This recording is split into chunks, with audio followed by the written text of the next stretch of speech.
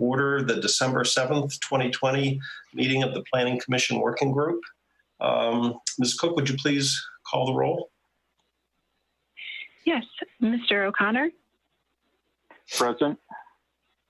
Mr. O'Connor is an at-large member. Ms. Leverins. Here. Ms. Leverins is an at-large member also. Mr. Haldeman. Here. Mr. Haldeman represents the Berkeley District. Mr. Polster. Here. Mr. Polster represents the Jamestown District. Dr. Rose. Here. Dr. Rose represents the Roberts District. Ms. Null. Present. Ms. Null represents the Stonehouse District.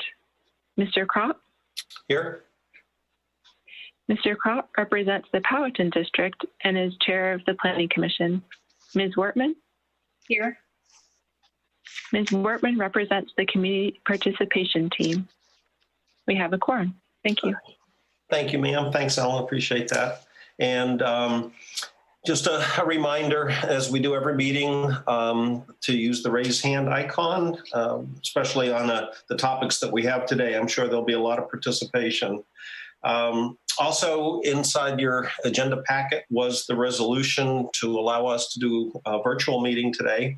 And to summarize, on September 8th, 2020, the board readopted the continuity of government ordinance, which under certain circumstances permits this committee to conduct today's meeting by electronic or telephonic means without a quorum of members physically present. May I have a motion for adoption of the resolution for this afternoon's meeting? So moved. Julie, so move. Thank you. All those in favor, please say aye. Aye. Aye. Opposed? All right. Also, although we do not have a dedicated public comment period, the public is afforded the opportunity to make comments either through email, voicemail, or other communications. So just checking with Ms. Cook to see if there were any public comments submitted. No comments were received. Okay, thank you very much. At this point, I will turn the meeting over to Ms. Cook for introduction of staff and consultant teams. Yes, thank you so much. I am Ellen Cook, Principal Planner, and joining me today from James City County are Paul Holt, Tammy Rosario, Thomas Wysong, Tori Haynes, Tom Leininger, and John Reisinger. Also joining us are our partners in this comprehensive plan update, our consultants Vlad Gavrilovich and Todd Gordon from EPRPC, and Leanne King from Clarion Associates. Thank you. Thank you. At this point, we will delve into the land use chapter materials. And I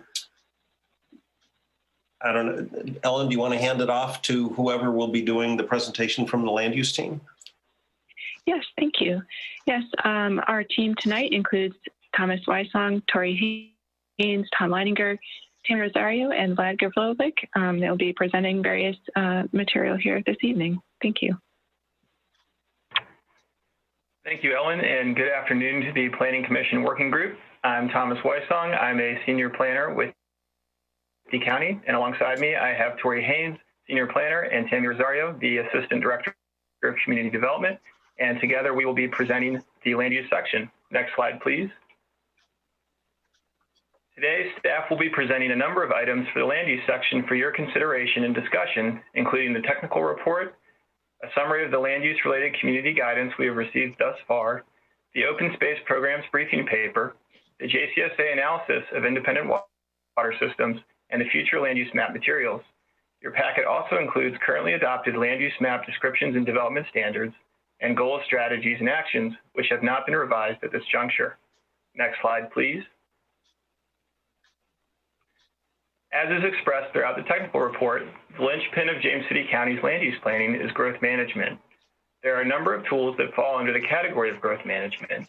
These tools include direct growth controls, urban containment with growth boundaries, facility planning, infill and redevelopment, as well as regional planning. Next slide, please. The primary service area, or PSA, is the county's principal tool for managing growth. Essentially, the PSA is a combined growth area that directs growth to areas where land is most suitable. As can be seen on the slide, the PSA accomplishes a number of goals, including increasing the public benefit per dollar spent. Oh, John, do you mind going back one slide? Thanks.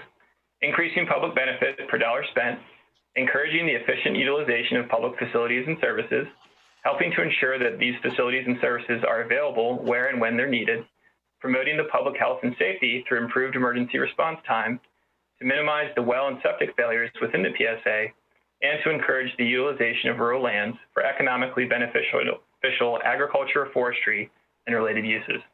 Next slide, please. Residential development is a key consideration for growth management. For this update, planning staff has updated the calculation for the amount of residential capacity that is within the primary service area. As can be seen in this table, staff analyzed the estimated development potential for approved projects and residential lots, as well as the undeveloped parcels that are designated for low density or moderate density residential, plus the undeveloped parcels that are designated for mixed use or economic opportunity. By this estimation, there is an estimated development potential of 11,486 units within the PSA, with 20 to 26 years until these units are absorbed, and staff used the residential CO trends to calculate the time period of absorption. Staff also looked at and analyzed the non-residential component within the county, and I'll hand things over to Tori for her presentation regarding the non-residential piece. Thanks, Thomas. On this slide, we've grouped related zoning districts together into categories and summed the total acreage for each category. So about half of the county's acreage is zoned agricultural or rural residential, and about a quarter is zoned residential. 10% is commercial, industrial, or mixed use, and 16% is public land. Next slide. Staff approximated the acreage of commercial and industrial developable and partially developable acreage within the PSA. Staff also summed the acreage of parcels designated commercial or industrial, but not yet zoned as such. Staff counted both developed and undeveloped parcels in the designated not zoned category, in keeping with the methodology used in previous comp plans. All estimates include a broad assumption for land that may not be developable, such as RPA or landscape buffers. Next slide. Other tools used in conjunction with the PSA include policies and ordinance requirements guiding new development.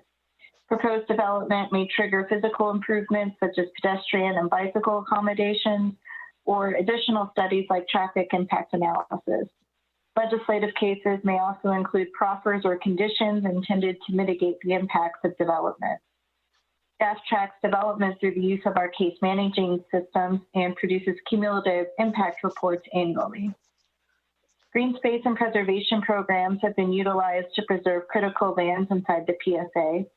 Land conservation is complemented by land efficient practices, such as encouraging clusters and redevelopment and maintaining opportunities to construct mixed use and higher density development in appropriate areas. Next slide. There are a number of tools available to local governments that apply to the protection of rural lands, generally falling into two categories: enhancing the viability of the rural economy and retaining rural character.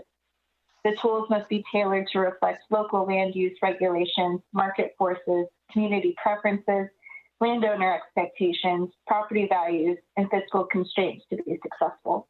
Next slide. Here you see an example of the open space tool decision tree. Choosing the right tool depends on how a property owner wishes to preserve their land, for how long, and for what purpose. Next slide. Agriculture continues to be an important part of the diverse economy in the county, as well as upholding rural community character. Next slide. Trends captured in the most recent census of agriculture showed that farming in the county did not necessarily mirror statewide trends. The state has generally seen a net decrease in the number of farms overall since 2002, while the county has generally seen a net increase in the same time frame. Both the county and state have seen a net decrease in total farm acreage since 2002, but the county did see an increase in acreage since 2012. And now I'll hand it back to Thomas to discuss development trends. Next slide. Thanks, Tori. For residential trends, the county has undergone continuous rapid growth since 1970.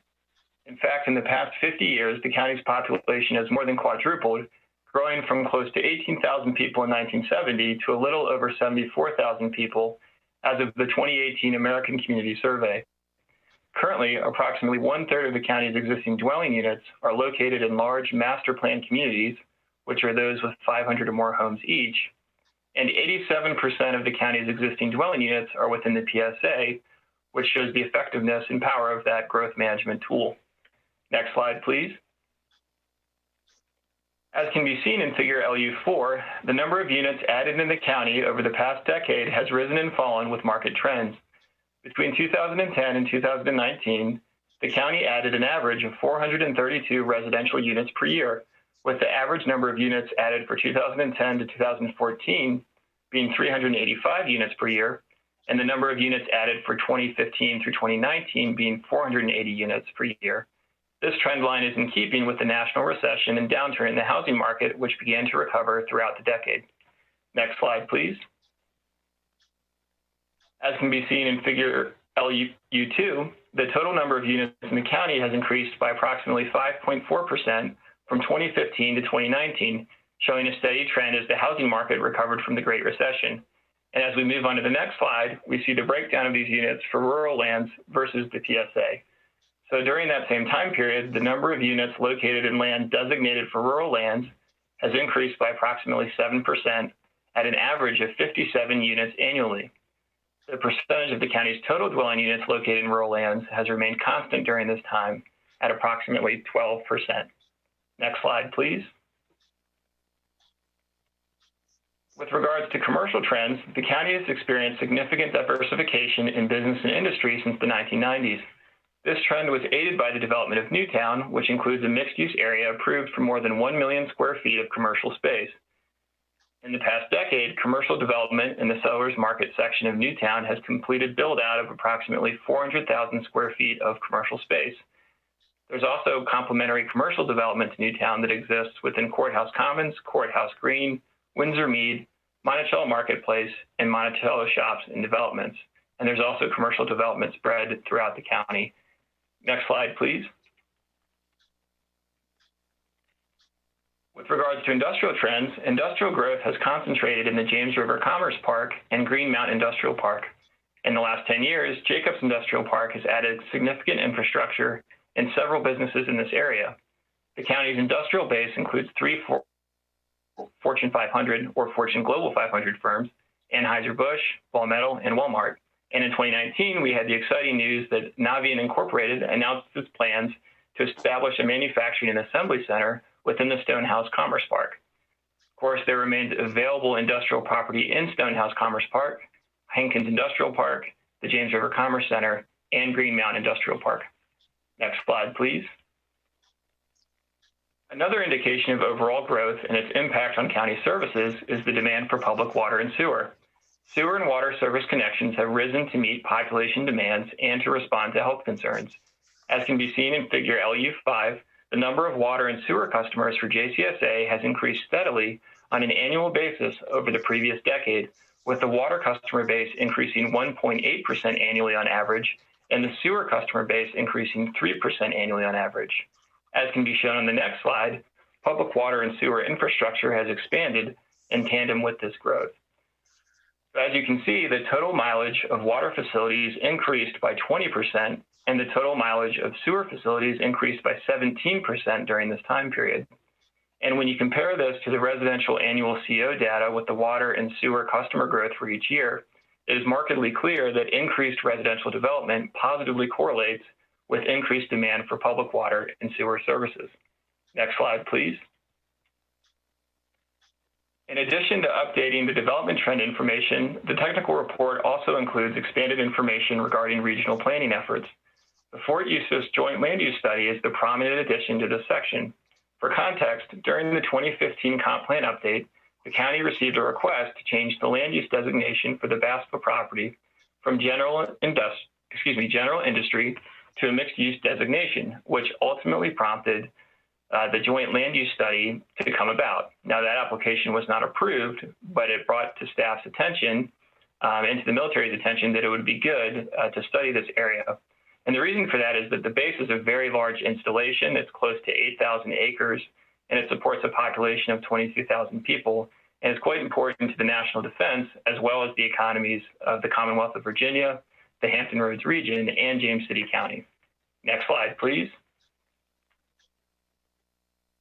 Now, regarding the process, the study commenced in January of 2017, with the objective being to identify land uses that are compatible with the mission and use of Forest Eustis, as well as develop growth management guidelines for surrounding communities. The county was an active participant in the 15-month collaborative planning process that produced the joint land use study. And there were multiple stakeholders included in this event, such as the U.S. Department of Defense, Office of Economic Adjustment, the fort itself, the city of Newport News, the city of Hampton, of course, James City County, York County, and community residents and business representatives were included as well. Next slide, please. The joint land use study has recommendations. The study recommends that the county and the base establish formal communication procedures to ensure that development proposal and policy changes from either party are communicated clearly and in a timely manner. The land use study also recommends that the county establish a military influence overlay district, which is a policy tool that would ensure a representative of the base would have the opportunity to provide comment and guidance on land use policy decisions and development proposals within the county portion of the study area. Next slide, please. In addition to regional planning, the technical report also includes a summary of other policies, including those for large retail establishments, strip commercial development, continuing care retirement communities, or CCRCs, short-term rentals, and timeshares. Of all these policies, short-term rentals was the most expanded in this update to include a summary of the county's current regulations for this use. And that makes sense given the amount of attention we've had for that item in the last few years. And now I'll turn it back over to Tori for her presentation on the community guidance portion.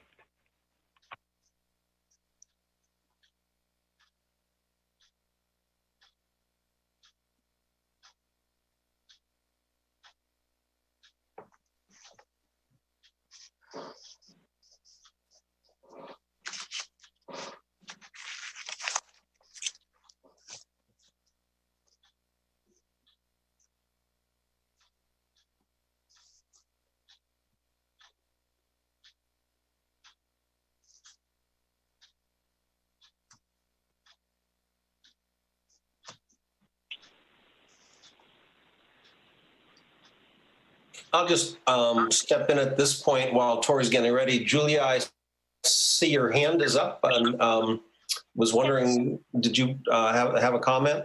I do. Could we go back to figure LU-1? That's the one that shows the certificates of occupancy. I can't remember what slide number that was. But there was a distinct spike in 2015 of the certificates of occupancy that were issued. And in one of my comments on, or edits on the technical report, I wondered why this was. And I didn't know whether, Mr. Wysong, if you had an idea of why we had that spike in 2015. That's a great question, and I'll have to get back to you on it. It is something that we're researching. It could be that just there were a number of projects that came online, and because of the market, people weren't comfortable getting to that point of approval and putting the units in. And then as the economy recovered, we had the chance to do that. But that's a great question because it is a pretty significant spike from year to year. And I actually went back and researched some of the national trends since the recession. Housing bottomed out in 2011, and nationwide it was a pretty steady increase, whereas we had this bumpy. And as of last year in 2019, we were down pretty close to the level of 2011. So might want to give a little more attention to that and explain what might be going on in the county that has us not following the national trend. Yeah, no, that's a great observation. for sure. Thanks. And Thanks. I think we do have some in the Yeah, chat from Tori. Yeah, Tori had lost internet and she's back now. And so what we'll do is let staff go through all the presentations, make some notes on your questions, and then we'll circle around afterwards and get all those questions answered, just so that we can keep the presentations sort of flowing in order there. Okay. Thanks, Mr. Kropp. Sorry, everybody. Hopefully be a little more stable now. So moving on to community guidance, community input is a key driver for the land use chapter, which is impacted by all of the public input themes we've discussed throughout this process. Community character, natural environment, affordable housing, local economy, and quality of life. The 2019 Citizen Survey had a response rate of 35%, and the Summit on the Future allowed citizens to provide feedback in person through live polling exercises, a preserve change activity, and the Big Ideas Map. Next slide. Here you can see some of the results from the Citizen Survey, and I'll note that here the residential and industrial numbers got swapped. So starting from the top, this is actually the industrial development input. There was a noticeable increase in the percentage of people who thought industrial development was about right or too high. For commercial development, the 2014 survey didn't break down office and retail. So the 2019 survey offered a little more insight into the types of commercial development that citizens felt strongly about. Overall, there was more satisfaction with office-related development than retail. And finally, at the bottom is the residential development input. There was actually a slight increase in the percentage of people who think residential development is too low, and a slight decrease in the percentage of people who think it's too high. And there was an increase in the number of people that felt residential development is just about right. Next slide. 79% of people agreed that developers should always be required to pay a fee to the county to offset public costs, even if it means increases in the price of their services or new housing.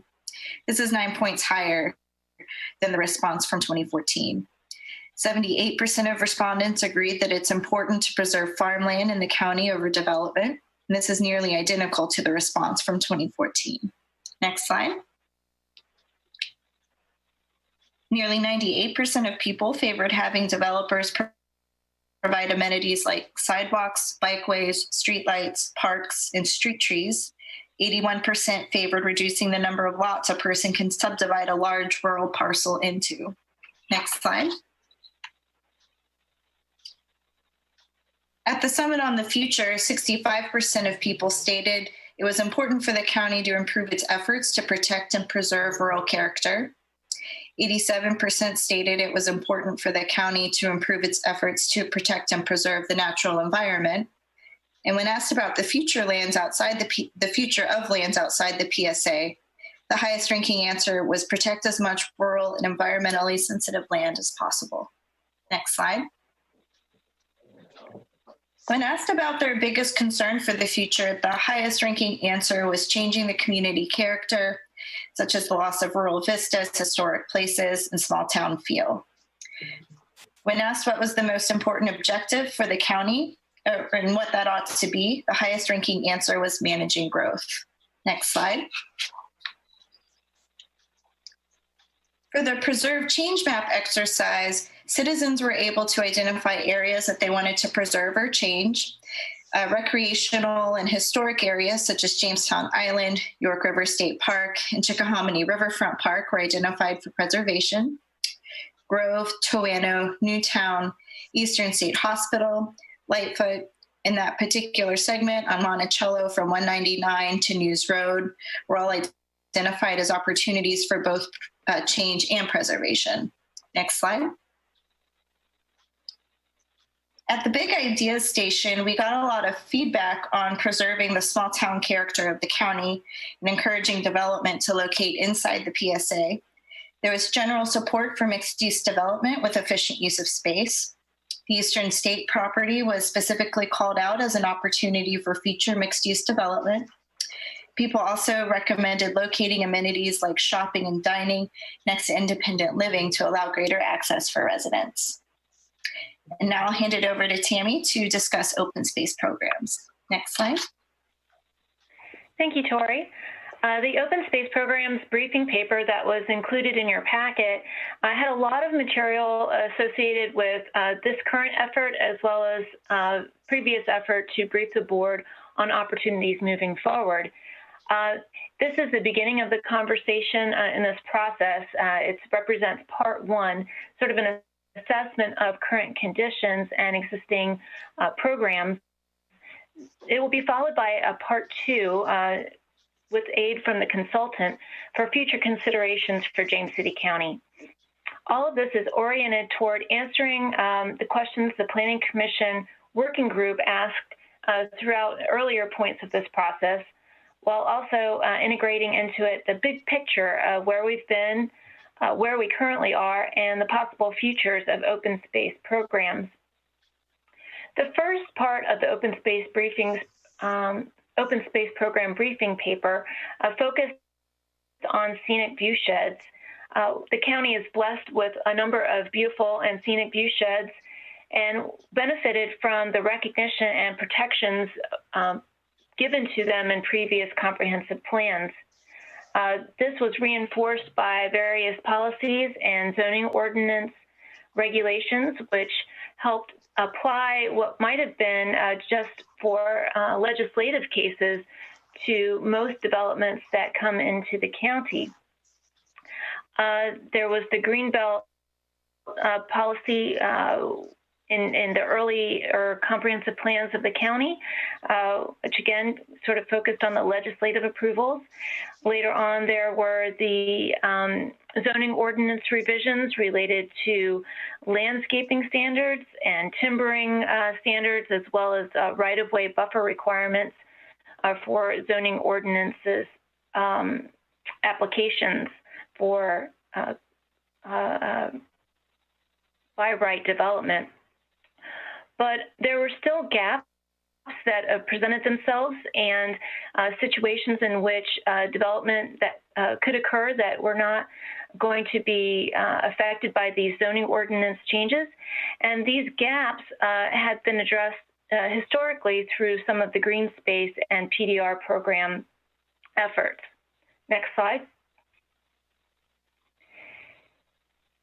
In particular, there was discussion at the Planning Commission Working Group regarding Forge Road and other rural views. It's important to know that when we're thinking about open space qualities throughout the county, it may be helpful to assess what values we're trying to protect. There have been some recent efforts by the state as well as efforts at the local level to help us identify those more clearly. But regardless, it's best to make a determination of what we're trying to protect and match the best strategy to it. Some strategies are geared toward reducing the development pressure on the property. Others might be related to really zeroing in on the appearance along the right-of-way. Others might really be focused in on affecting or influencing the actual use of the property if we are in fact trying to preserve some agricultural or forestal use or environmental sensitive area on the property. The open space memo that was attached to the briefing paper talked about different targeted geographical areas in the county, such as Forge Road, but also some different conservation values that we have used for measurement in the past. Next slide, please. Layered on top of understanding the geographical priorities and some of the conservation values of the county is a consideration of the parcel's threat of development. And that helps us understand if we want to work in a proactive manner to target certain properties, and we've typically done that through the green space program, or if we're going to be acting in more of a reactive manner to those that might come to us in an application sort of system, which is how the county has operated its PDR program in its earliest stages.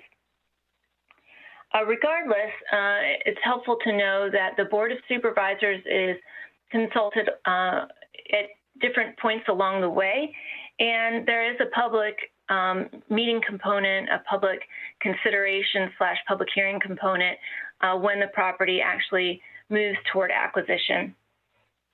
Next slide. There has been considerable community guidance on different aspects of the county's open space efforts, not just related to specific open space programs, but just different things that we might want to consider as we work toward increasing open space preservation in the county. One grand theme through all of it is that the issue of preserving natural areas and rural character is consistently ranked the highest in public concern and support. We can also derive from the different recurring themes an idea of what the public wants to conserve and their preferences on how to conserve it. And were a number of different points to that in the briefing paper, spelling that out in more detail. But round 3 of our engagement efforts aims to go a step further to gauge support for varying types of protection measures, the different levels of support for the different categories of natural lands, undeveloped lands, and open spaces that can be protected. And as the CPT works through the different questionnaires, there will also be a mechanism through MetroQuest when we're looking at character guidelines to look at rural lands protection. And then in addition, when we ask the public regarding the land use applications, we can also gain additional input that way. I wanted to note here that there was a question related to the questions for round 3 that we included in your packet. That was an attempt to capture sort of in motion or under discussion opportunities with the CPT. It was not their final version. This packet went out last week prior to the CPT's meeting, so we were trying to anticipate where the CPT was headed with the round 3 questions. There has been some revision to them, but again, the main notions of trying to gauge support for varying levels of protection measures and support for different categories of open spaces will remain part of the round 3 engagement efforts. Next slide. As I mentioned, this is part 1 of our open space programs briefing paper. We do have additional work ahead of us. As I mentioned, we will be planning and implementing round 3 public engagement items. We will also be looking to understand what that means in terms of revising our land use section or other related sections of environment, community character, etc., throughout the process. The concepts mentioned in the scenario and policy framework documents will be further examined for inclusion in the section and the GSAs, and that will be part of a future memo where we look at the preferred scenario framework and policy framework guidance. It will also look at James City County's existing programs and policies, other localities' approaches, and recommendations for James City County. With that, I'll turn it back over to the land use team to go through the rest of the presentation. Thanks, Tammy. And for this initial review, staff has not revised the existing land use map descriptions and development standards that were adopted in the current comp plan. But of course, members of the working group are encouraged to think about those things and continue to provide suggestions and comments regarding those descriptions and development standards. Next slide, please. And for this initial review, staff has not revised the goals, strategies, and actions that were adopted in the current comprehensive plan. We are, however, currently to examine potential revisions to the GSAs and have tentatively identified some actions to be potentially revised. And of course, members of the working group are welcome to provide initial suggestions and comments regarding the revision of the GSA and to provide suggestions for questions to include in the next round of public input. Next slide, please. So growth management trends and JCSA analysis. Included in your packet is an analysis that JCSA put together regarding independent water systems. And for areas outside the PSA, the subdivision ordinance requires for developments with 6 or more lots, which are referred to as major subdivisions, to have a community independent water system and supporting infrastructure. And essentially how that works is that for these subdivisions, the developer is responsible for constructing the well facility and infrastructure, which is then turned on over to JCSA for maintenance. And as has been discussed during the past 2 comprehensive plan updates, it is the case that operating these systems currently results in a JCSA deficit. So as I mentioned, JCSA provided this fiscal impact analysis, and staff requests that the working group provide guidance on whether the county should explore eliminating the independent water system requirement for major subdivisions outside of the PSA. Such a decision would result in one less barrier, potentially to residential development within the rural lands, and would affect other growth management tools and policies used by the county. As you may recall from the diagram that Tori presented earlier, the rural tools are all connected to one another, so a change in one would actually impact the others.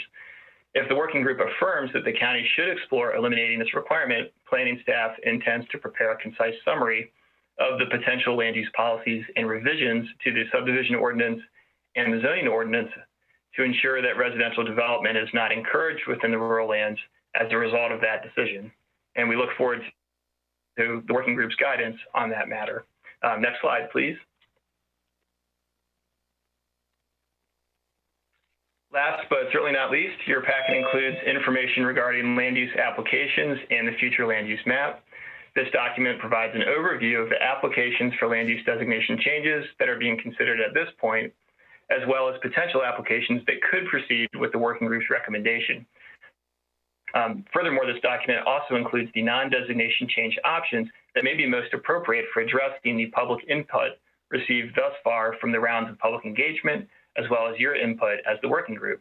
And I'm sure this is going to be a topic of some great discussion, and we have set time apart in the back half of the meeting to go through each of these applications within the spreadsheet. Next slide, please. So that brings us to the questions portion of the presentation, and there's certainly a lot of stuff to go through, so staff thought it would be helpful to organize the discussion a little bit. So our hope is that we could start with question and discussion of information within the technical report, as well as the community guidance summary that we have presented. And once we've worked through that, we can then move on to discuss the great open space briefing paper that Tammy has prepared and presented. And then once we've worked through those items, I can give a brief overview of the items in the future land use map materials.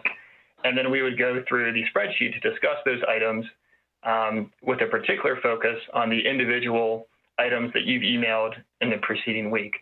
So with that plan in mind, I'll now turn the floor over to you all, and I'm sure you've got some questions about the technical report and community guidance. Thank you, Thomas. And I'll just look to my colleagues if there's any questions or discussion items on what you've heard so far.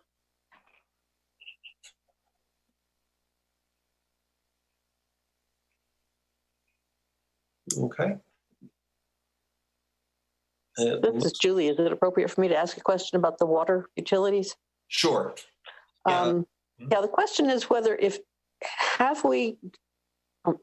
trying to figure out how to say this.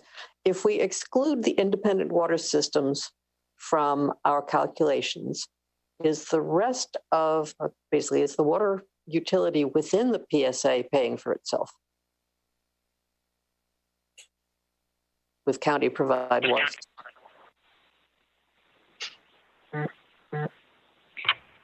That's a great question. To be honest with you, I'd have to go back and look through the annual report that JCSA publishes each year. That's where the water and sewer mileage information came from, as well as the customer information. So I can certainly get that info to you. I'm not sure if anybody else on the call happens to know that answer and wants to share it at this point, but if not, I can get back to you. Okay, thanks. So it's Tim, Julia. As I understand it, obviously JCSA is driven by user fees, and we had looked at these central wells. When I say looked at them, just had discussions with them, and it was about the same time that Larry Foster was retiring and Doug Powell was stepping into JCSA. But as I recall, obviously the goal for JCSA is to be break even in terms of user fees. But if there's a deficit that's created by the central wells, the rest of the users of JCSA pay for that shortfall. So, those central wells are included as part of the operating expenses of JCSA, and all the users pay the operating expenses. Okay, so the rest of the users are subsidizing those independent systems. Correct. That's how I understood it as it was explained to me. So again, we can clarify it, but I believe that to be correct. And I think Ellen has a comment to make, so we'll let her jump in before I get to Jack and Ginny. Yes, thank you. Yeah, it's my understanding that it does not operate at a deficit inside the PSA, but I agree with Thomas's comment. I will go back and double check that for you. Okay. And could I ask a follow-up question, and that is whether it would be possible to impose additional fees, probably going forward, we probably couldn't do this retroactively, but figure out a way to impose additional fees on people where we did have to pay more. JCSA had to pay more to maintain those systems. Are you saying additional fees specific to those water systems due to their cost, or for everybody? If the additional fees basically to have those independent water system users Gotcha. make up the difference in those deficits. Gotcha. Thanks for clarifying. Appreciate it. Yeah, thanks. Thank you. Jack? Julia stole my thunder. That was my question. Okay, all righty. Ginny? Sorry, I had to unmute myself. Yeah, I asked a sort of a similar question in my email response on this paper. And I don't want to go through all of the questions that I asked, except to ask whether will staff provide some answers to the questions that I raised in that email along the way, or? Yeah. I'm sorry, go ahead, Helen. Oh, I'm sorry. Go ahead, Thomas. I was going to say yes. They were great questions, and we weren't able to get answers for them in time for today's meeting, but we do have them on the list of things to get answers for, and we'll certainly pass that along once we have them. Great. One question, does the cost of firewater figure into the upfront per lot fees and ongoing operating costs? Is that part of the independent system, is the firewater?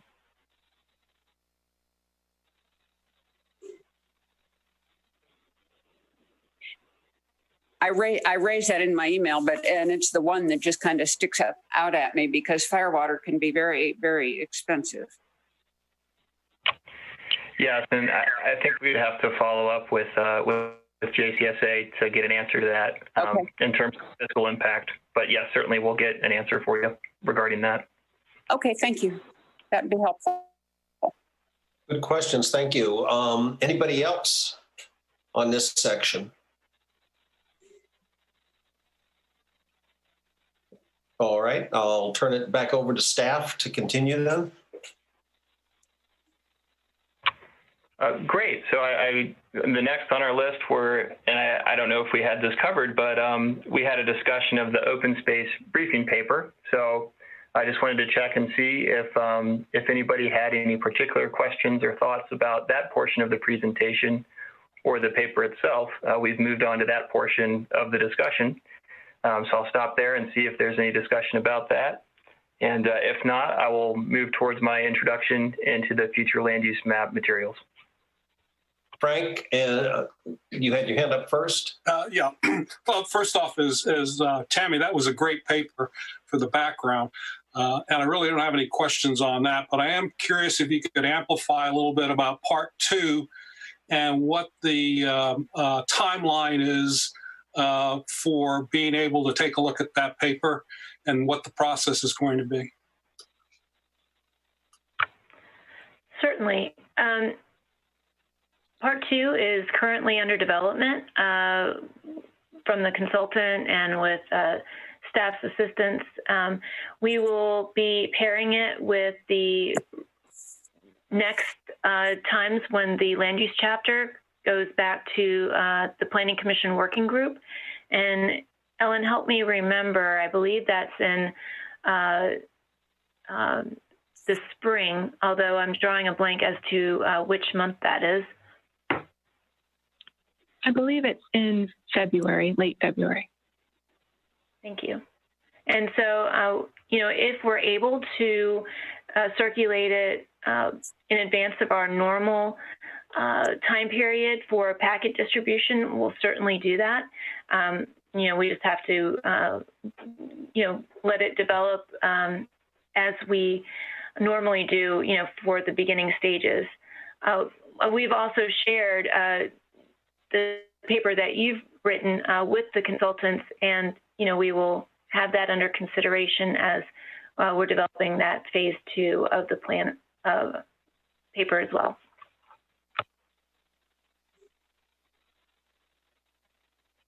Hey, Jack. Thanks, Rich. I sent this in, but I'm curious if we have answers for it.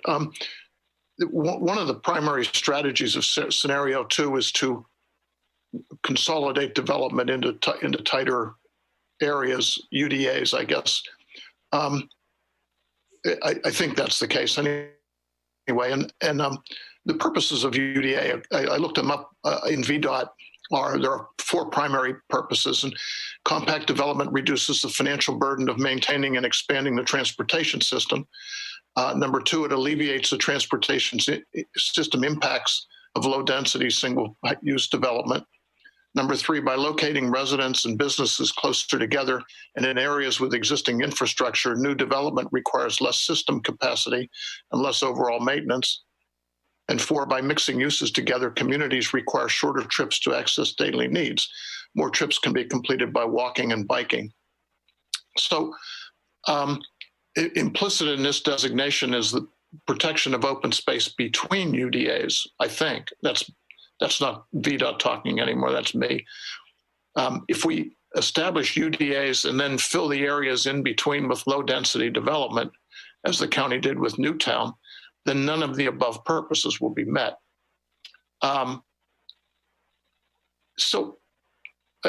questions are, can we meet the intent of the UDAs by redesignating the parcels between UDAs or by bending the PSA without coming afoul of a state code that states that no locality that has amended its comprehensive plan in accordance with this section shall limit or prohibit development pursuant to existing zoning or shall refuse to consider any application for rezoning based solely on the fact that the property is located outside of the urban development area. That's question number 1. Question number 2 is, and this is for the professionals in the room, but is there some kind of an accepted number of UDAs for a given area? Or in other words, should there be a minimum distance between UDAs? We're going to clump this development closer together within the PSA. How many should we have? Or what's a good number? I think Vlad is going to jump in on that one, Jack. Great. Yeah, thank you. Good afternoon, all. Vlad Gavrilovic with EPR. To answer your questions, first of all, I followed the UDA legislation over the years for quite a bit, and it was first proposed in 2010 as mandatory, But the intent was to kind of give every locality at least an opportunity for higher density intensity development growth areas somewhere, not to force development to go into those areas, but to kind of level the playing field so that there was high density growth areas in every high growth locality. Then in 2012, they were made optional. And then they were a few years later added as one of the factors for getting smart scale transportation funding. It improved your eligibility. So, the intent was never to force all development into these areas, but just to allow for high density development. And then your second question about how many is, enough or too many, there are no guidelines to my knowledge. Some localities have designated the entire locality as a UDA, such as Roanoke City or half of Loudoun County. Others have done this much more strategic thing like James City County has and identified specific growth areas. So it's pretty loose. And I don't think that, there's a mandate either way for forcing growth into these areas. Okay, thanks. My third question is, could TDR be useful in establishing UDAs by transferring development rights from areas between the UDAs without, again, coming afoul of that state code? We looked at TDR some 6 or 7 years ago and couldn't make the numbers work. But if we're talking about reorganizing the land use map to have however many UDRs within the county, maybe that could make the numbers work a little better. I don't know.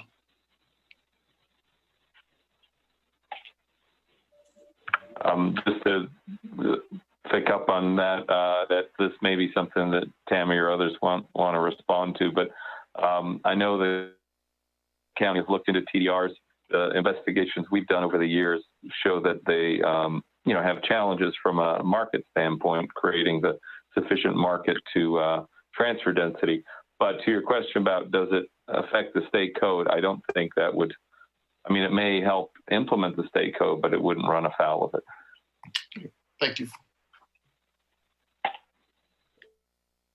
Anybody else? I do recall there was an earlier study too that indicated that if a community has a PDR program, it's difficult to have a PDR and a TDR program both in place just because of the competing objectives, I guess, of them. And I don't know, Vlad, is that still the thinking that jurisdictions shouldn't try to implement both, or have there been some changes in that philosophy? Well, I don't know that it's a philosophy so much as a market demand that, again, the PDR program, because you're paying for this density, can serve to undermine the market for buying density on the open market. So you'd really have to look at the, development economics case by case in that situation. Mm-hmm. Mm-hmm. Yeah, and I guess, is it an oversimplification to say that with the purchase of development rights, you're sort of taking that development potential off the books, whereas if you're transferring it, you're still keeping that development ability, but just moving it to different parts of the county, and then thinking if one of our objectives or at least discussion points have been to control population growth, is it a more effective tool to purchase the development rights and take them off the board than to transfer them? Yes, that's a good point. That's a great point that, a TDR program has no net loss in development capacity in the county, whereas a PDR program would be reducing the amount of development capacity incrementally. Mm-hmm. Okay, thank you. Anyone else? All right, I'll turn it back over to staff. Great, thank you. So before we dive into the future land use map spreadsheet, staff thought it would be helpful to give the context broadly for the discussion. So as I'm sure you all know, for each comp plan update, the county reviews and considers changes to the adopted land use map, as well as revisions to the policies and descriptions which are expressed within the land use section. And these are the two most direct ways of changing land use policy during the comp plan update process. For this update, the county has had the benefit of the scenario planning exercises, which has shown what the impact of growth in the county could be in a business as usual model, scenario A, or the alternative model, which is scenario B. And this scenario planning process has given the county an insight to the effect of land use policy in the long term with regards to impact and future development. The future land use map materials include the spreadsheet containing the applications for land use designation changes that are being considered at this point, as well as potential applications that could proceed with the working group's recommendation. The materials also include a written summary of the other options separate from a land use designation change, which I'll describe at the end of this introduction. Now, for this update, there are currently 12 land use designation change applications that are certain to move forward for review and consideration by the working group and the Board of Supervisors, 3 of which are property owner initiated and 9 of which are county initiated.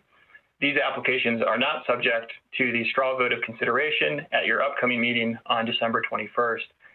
In addition to these applications, the working group has expressed interest in discussing and considering additional areas within the county for potential change in land use designation.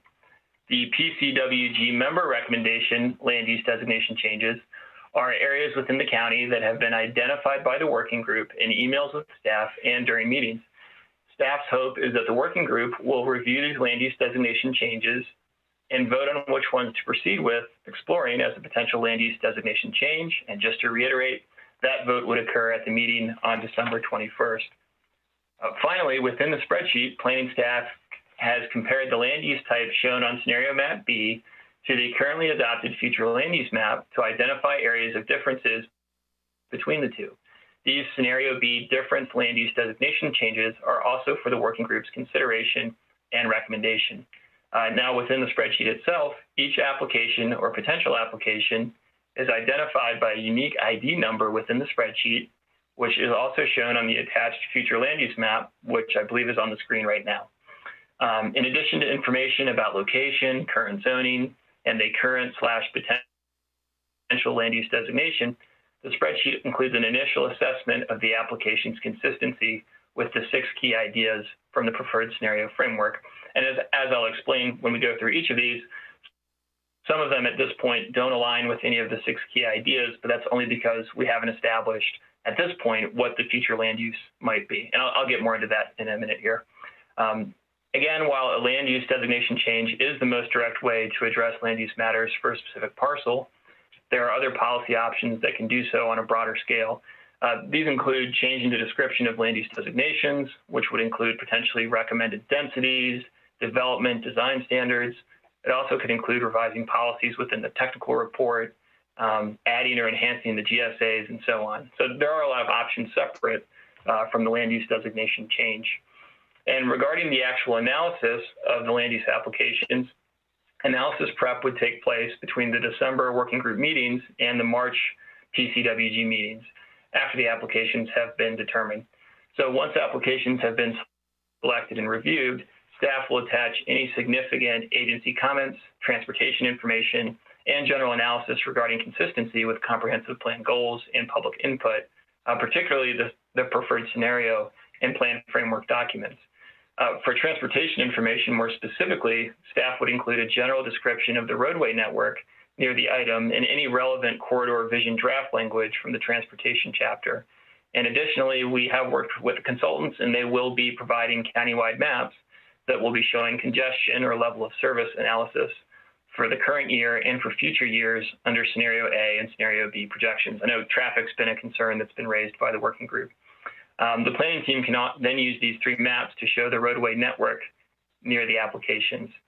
And the analysis described above and the information from round 3 would be presented to the working group at their meetings in March. And by the end of the March meetings, the working group would vote to recommend approval or denial. And the final model run will be based on the working group recommended changes to the future land use map. The model will be run using the same population and employment control totals as scenario A and scenario B. And going forward, staff would consider these control totals to be long-range growth modeling variables. And while the numbers are consistent with the regional projections for 2045, Market forces, as well as policy direction, will dictate when the control totals are reached, if ever. Staff also anticipates that the modeling will produce projected transportation and fiscal information at one or more interim points for inclusion within the plan. And these results would then be incorporated into the comprehensive plan scenario modeling process summary and other applicable chapters. For example, transportation and public facilities could be an appropriate place for that. And finally, the leave behind models would be finalized after the plan adoption. So I know that's a lot of information, but I wanted to give a little bit of context on the process so far and sort of the discussion we're going to get into. So with all that being said, I think we can now move into the spreadsheet where I'd like to give a brief overview of each individual application by group. And if it's all right with you, once I go through that, the thinking would be that we could then go back and look at the ones that you'll be discussing and deciding, starting with the ones we've received emails from. So a lot of information there, but with that being said, and I believe the map will be moving around to show each individual ID.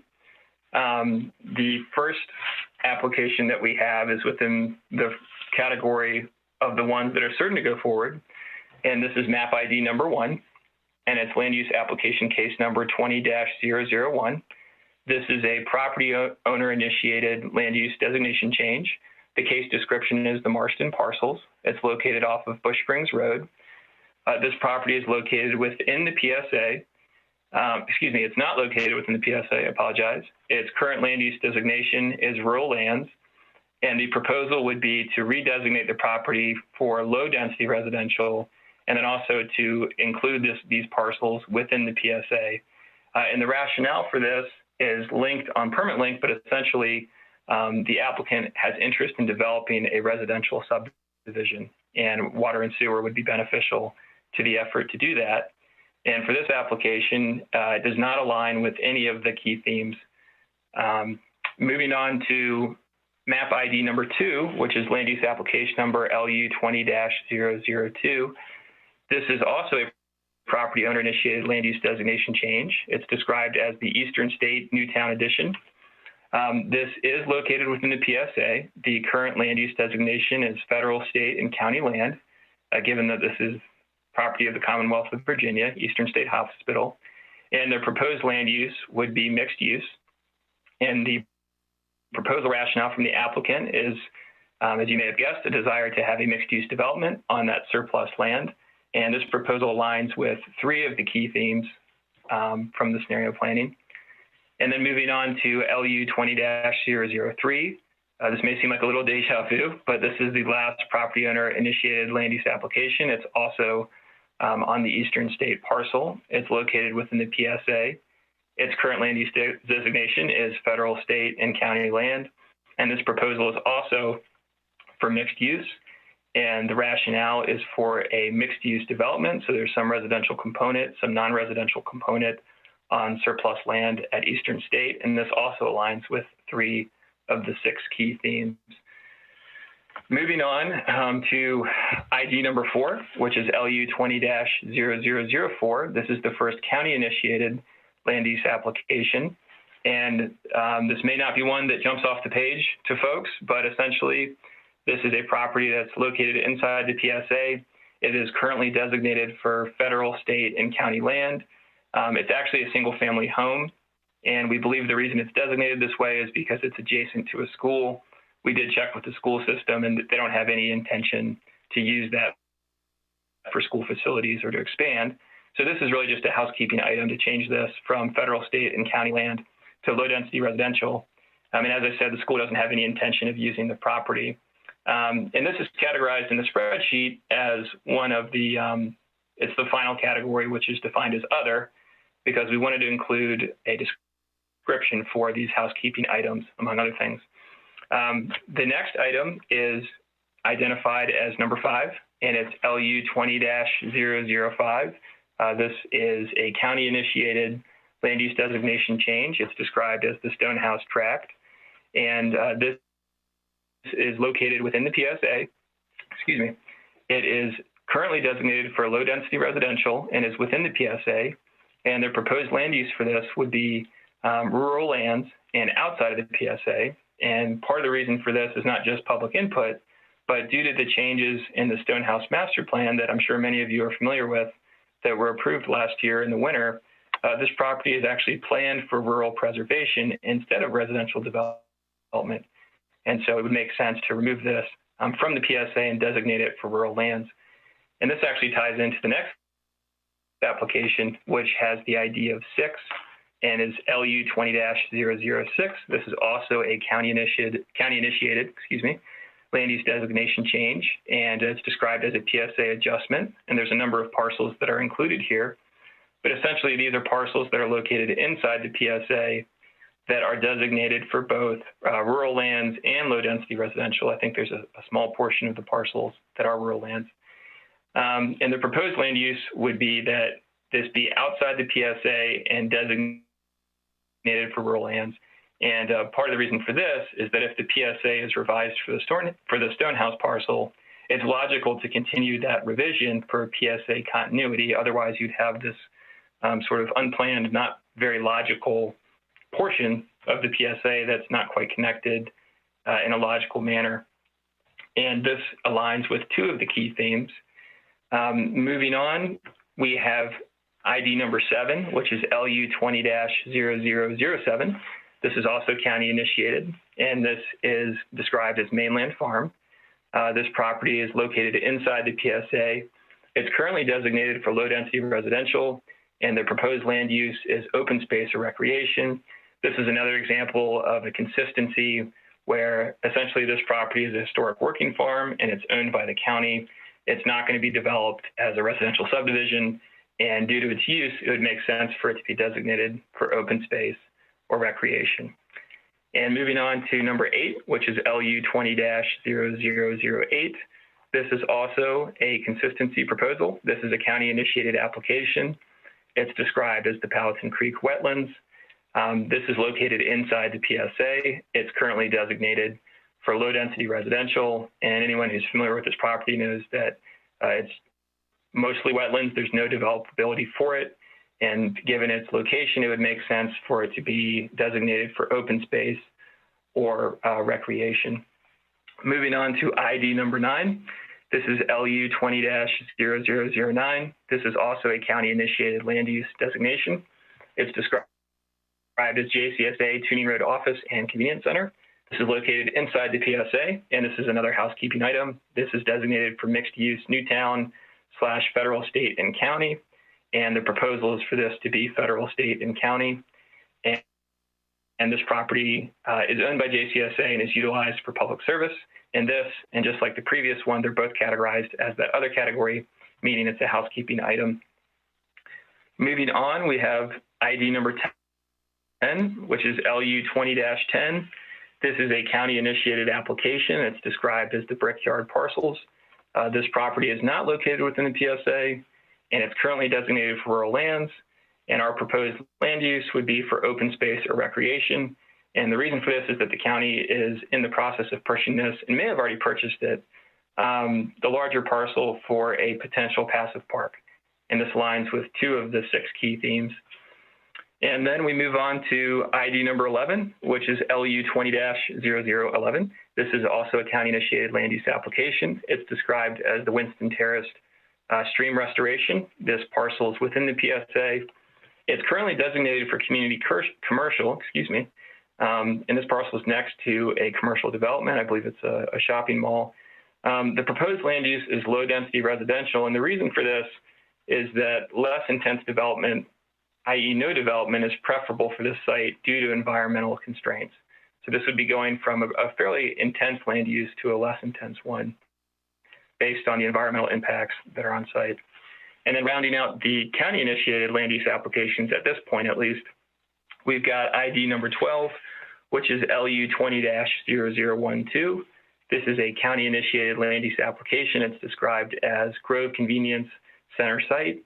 This is located within the PSA. It's currently designated for limited industry, but this proposal would be to change it to federal, state, and county land. And the reason for this is consistency. The county purchased this property for Grove Convenience Center, and this would just be a matter of aligning the land use with the planned future use from the county. So those are the county-initiated land use applications and the property owner land use applications at this point. As I mentioned earlier, these are certain to go forward. The focus of today's discussion will be on the next portions.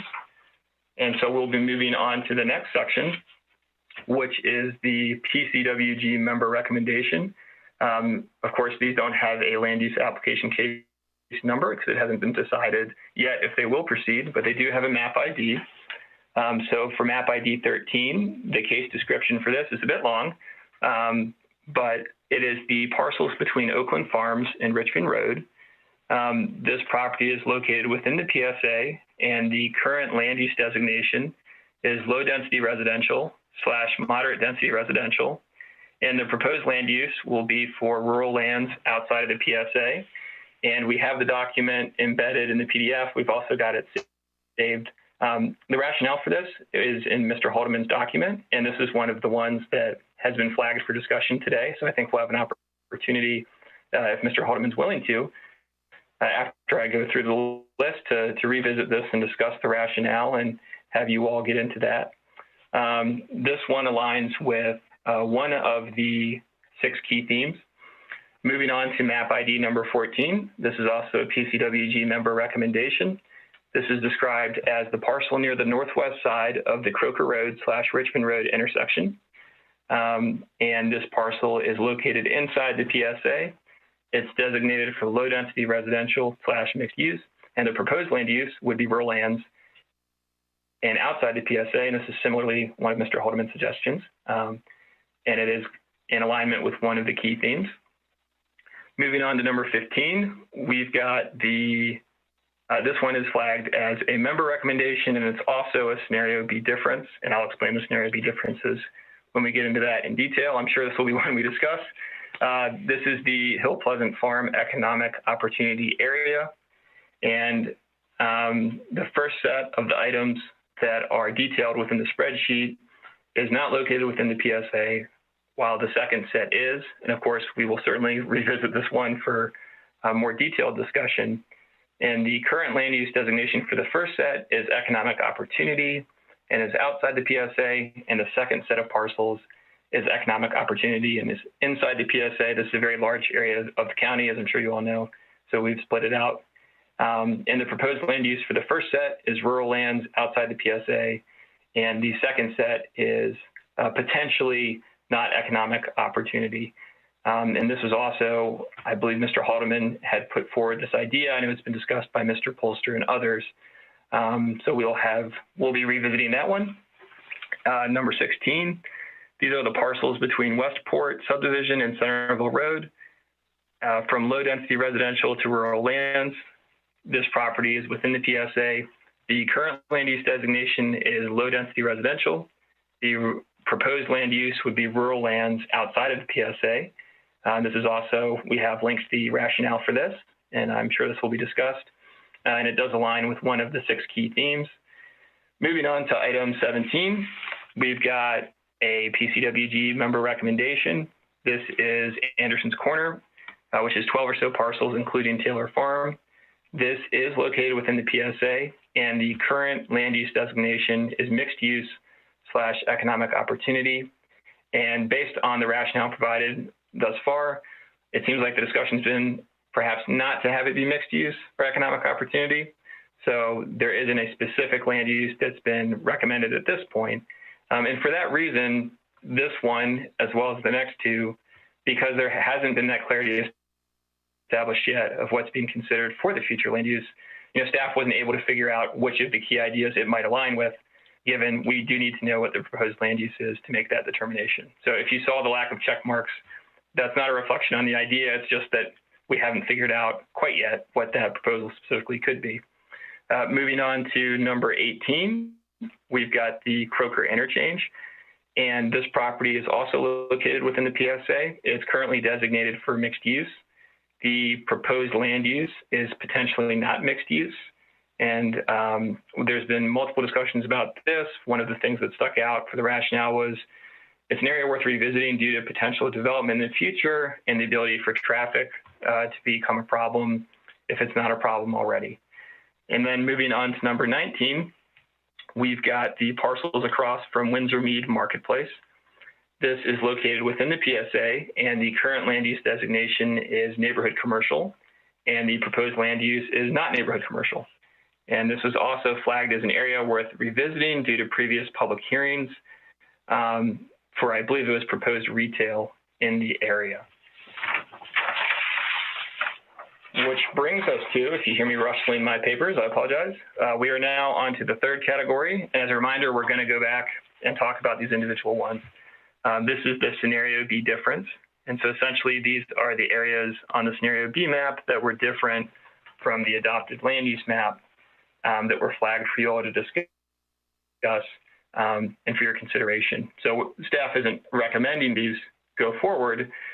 We just flagged them as a difference based on the input you all have given us and your interest in the scenario mapping. So number 20, the case description is the parcel northwest of Forge Road and Richmond Road intersection. This is located within the PSA. The current land use designation is low density residential, and the proposed land use is rural lands outside the PSA. And this aligned with one of the 6 key themes. Regarding number 21, which is next, this is described as Anderson Corner parcels adjacent to existing mixed use / economic opportunity. This is also located within the PSA, and the current land use designation is low density residential and general industry, and the proposed land use would be mixed use. And the proposed land use would be to match it to what's shown on the scenario B map. So moving on to item number 22, this is described as the parcels adjacent to Colonial Heritage on Richmond Road. This is located within the PSA. It is currently designated for community commercial, and the proposed land use would be for this to be mixed use. And this aligns with one of the key themes. And then moving onwards to number 23, we've got the parcel that's adjacent to the northwest of Croker and Richmond Road. This is located within the PSA. It's designated for low density residential and mixed use. And the proposed land use would be moderate / high residential. Moving on to number 24, this is described as the parcel adjacent to Long Hill Road and Centerville near War Hill Sports Complex. This is within the PSA. This is currently designated for low density residential, and the proposed land use to match the scenario B would be moderate / high density residential. Next, we have number 25, and this is described as parcels on Old Town Road, approximately across from the colonies at Williamsburg. This is also in the PSA. It is currently designated for low density residential. The proposed land use is moderate and high density residential, and this aligns with one of the 6 key themes. The next parcel is simply described as parcel on News Road. It is located within the PSA. It is also designated for low density residential, and the proposed land use would be moderate / high density residential. The next item is number 27, which is parcels across from the Recreation Center on Long Hill Road. This is also in the PSA. The current land use designation is low density residential, and the proposed land use would be moderate / high density residential. And that also aligns with one of the key themes. Moving on, we've got item number 28, I believe, which is the Lake Powell Road parcel. This is also within the PSA. It is currently designated for low density residential, and it would be proposed for moderate / high density residential. And it also aligns with one of the key themes. I'm sure you're sensing a pattern here, which brings us to number 29, which is described as parcels on Ron Springs Drive. This is in the PSA. It is also designated for low density residential. The proposed land use is moderate / high density residential, and this aligns with one key theme.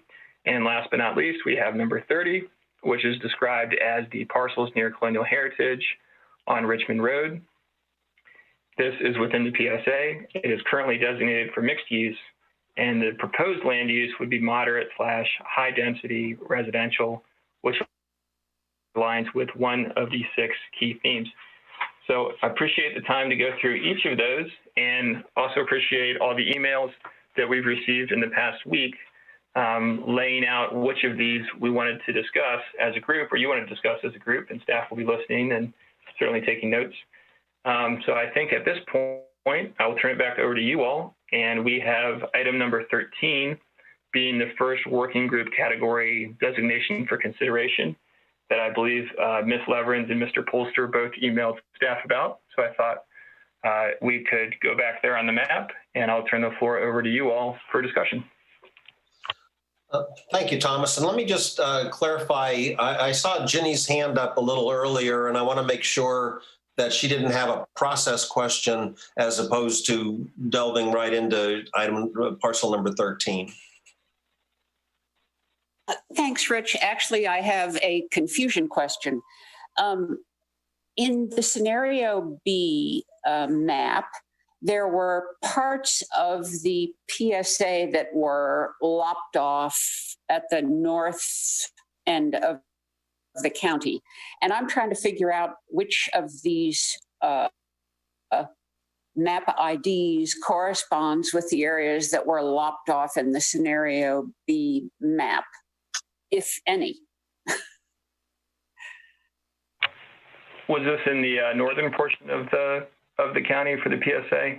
Yeah, the scenario B map had shown the PSA being reduced in size. In part of the area, I believe, was number 5, but I'm not entirely sure. And I was just trying to correlate the scenario B map changes in the PSA to these parcels. Right. So number 5, I believe, is the land use application that the county has initiated for Stonehouse, which is for that large parcel there. And so that is a case that would be going forward and isn't subject to the straw vote. And so that recommendation is to actually remove that from the PSA based on the changes in the Stonehouse master plan and based on public input. I'm trying to think if the scenario B map showed that already being lopped off and reduced. I don't have the map in front of me, and I don't know if Vlad or Tori or Ellen remembers exactly what that looked like, but I can say that application number 5 is going to go forward, and that would be to reduce the PSA significantly. And number 6 is adjacent to that and would be for a similar purpose. Yes, this is Ellen. Yes, the scenario B map did show, basically reflect what's shown as 5 and 6 on the map here. Okay, and wasn't there also, again, the northern end of the county, but a little chunk of the PSA over on the what I'm going to refer to as the left side of the map? Wasn't there a piece of the PSA cut out there also? And does that correspond to one of these properties? Is that? This is. Oh, sorry. Go ahead, Tori. Sorry. I'm just, Ms. Whitman, are you referring to the parcel near Forge Road? To be honest, I don't know. All I remember is that the scenario B map had a place on the western edge, if my directions are correct, on the northwestern edge of the PSA that again was taken out in the scenario B, and I wasn't sure which of these parcels might be that one. Yes, I think that's reflected in that last set of that last set of I want to say green numbers that Thomas referred to. There is a parcel there that I believe it's LDR now, and the scenario B called it.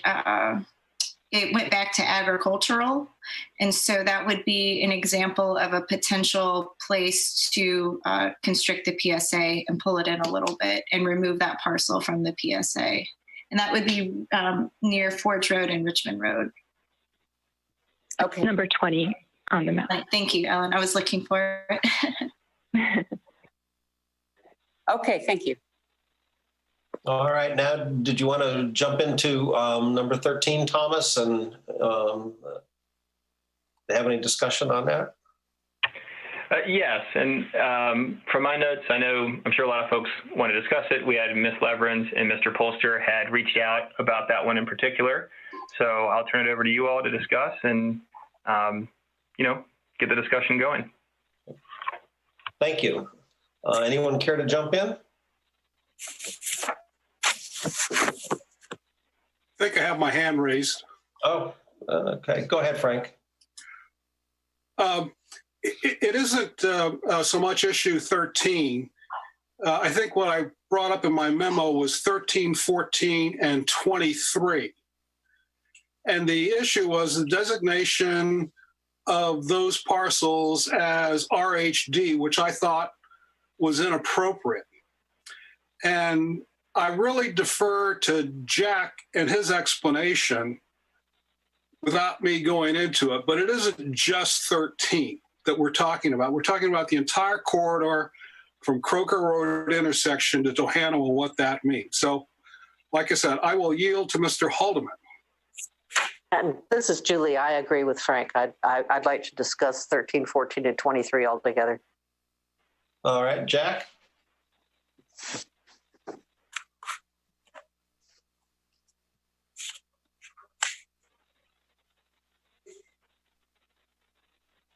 And I think you're muted, Jack.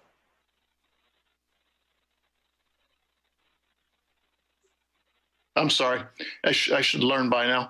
To me, it comes back to my earlier questions about UDAs and what's the ideal spacing between them. And I know there's no set formula, but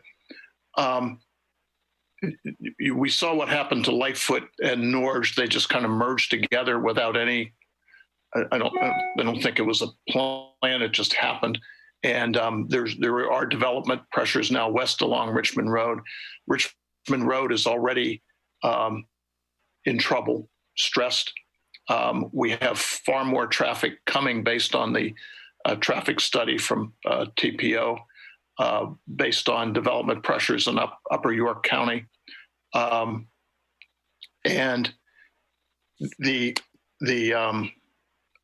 some of the design, not the design issues, but the descriptions in the 2035 comprehensive plan describe the plans for Toano as a destination where you actually know when you're coming into it and when you're leaving it. It's not, and it's not like there's no differentiation anymore between Lightfoot and Norge.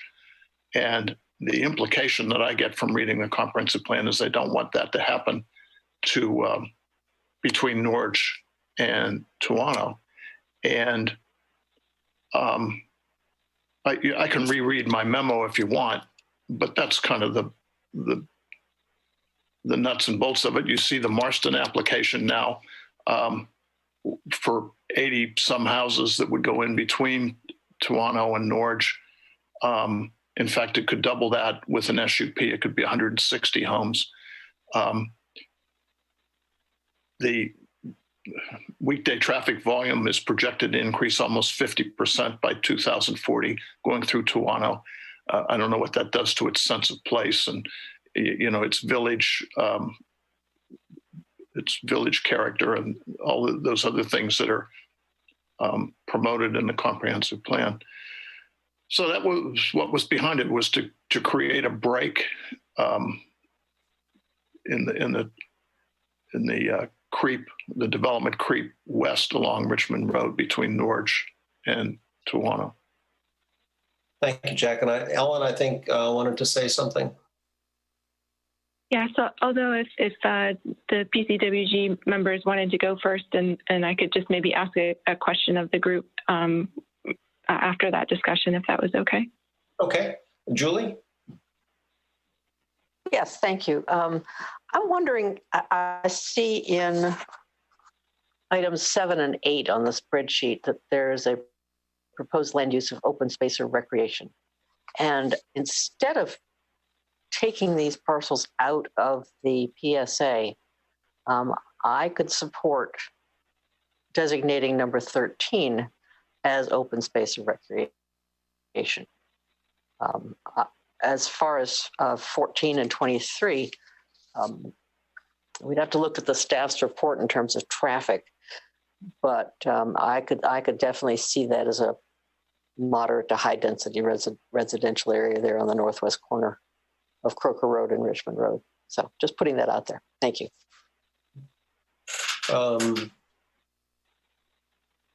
Let's see. Just looking at the hands that are up right now. Ginny. Thank you. Just a quick question for probably Jack. Does the discussion of 14 and 23 bear on, and I apologize for my ignorance on this, bear on the whether or not the Moortown extension is dead or alive? It doesn't to me. I think the Moortown Road extension would further encourage more development in probably more in the northwest section out towards the Croker Road extending northwest. But no, I don't. To my mind, the two aren't related. These applications 13 and 14 and the Moortown Road extension are not related in my mind. Frank? Okay. To Jenny's point, I think when I looked at the Moortown extension and that road that would connect Lightfoot and Croker Road, when I went back and looked at that study that was done, is there was no change at the stoplight at Croker Road in Richmond or Lightfoot by putting that extension in. And so I was happy to see that we hopefully won't do that, but the traffic problem at that intersection in Ford still remains. And by changing the designation, at least making sure we don't put high density there, is to make sure that we don't aggravate the current traffic problem that's there.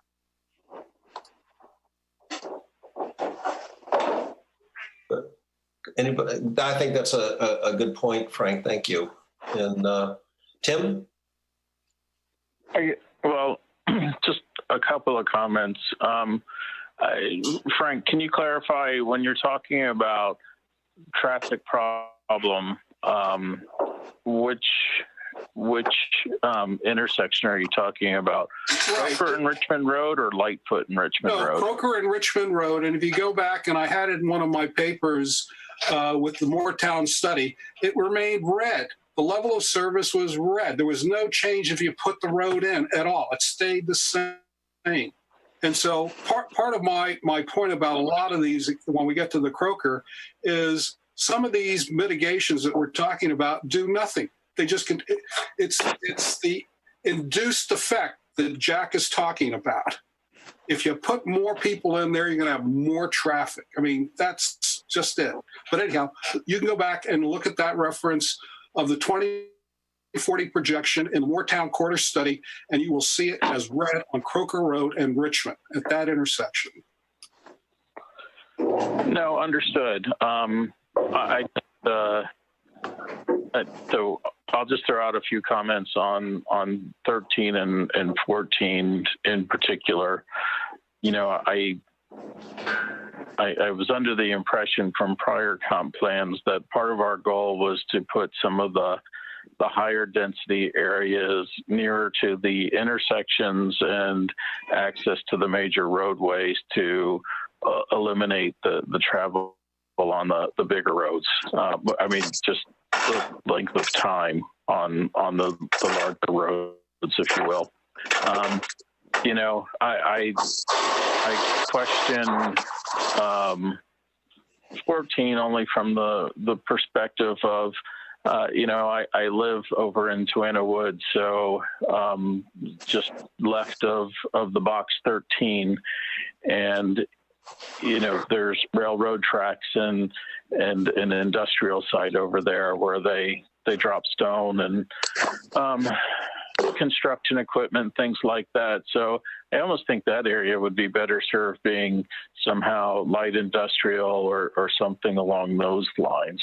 And then I think to answer or just to comment on Frank's piece about the level of service, I think the bigger struggle we have on the Richmond Road corridor is really through Lightfoot, and in particular the intersection at Lightfoot Road and Richmond Road. Because so many people are using that. I think just looking at sales data, I think the traffic count through the Lightfoot portion is well over 21,000 cars a day. And by the time we get to Toano, it's down to about 14,000 cars a day.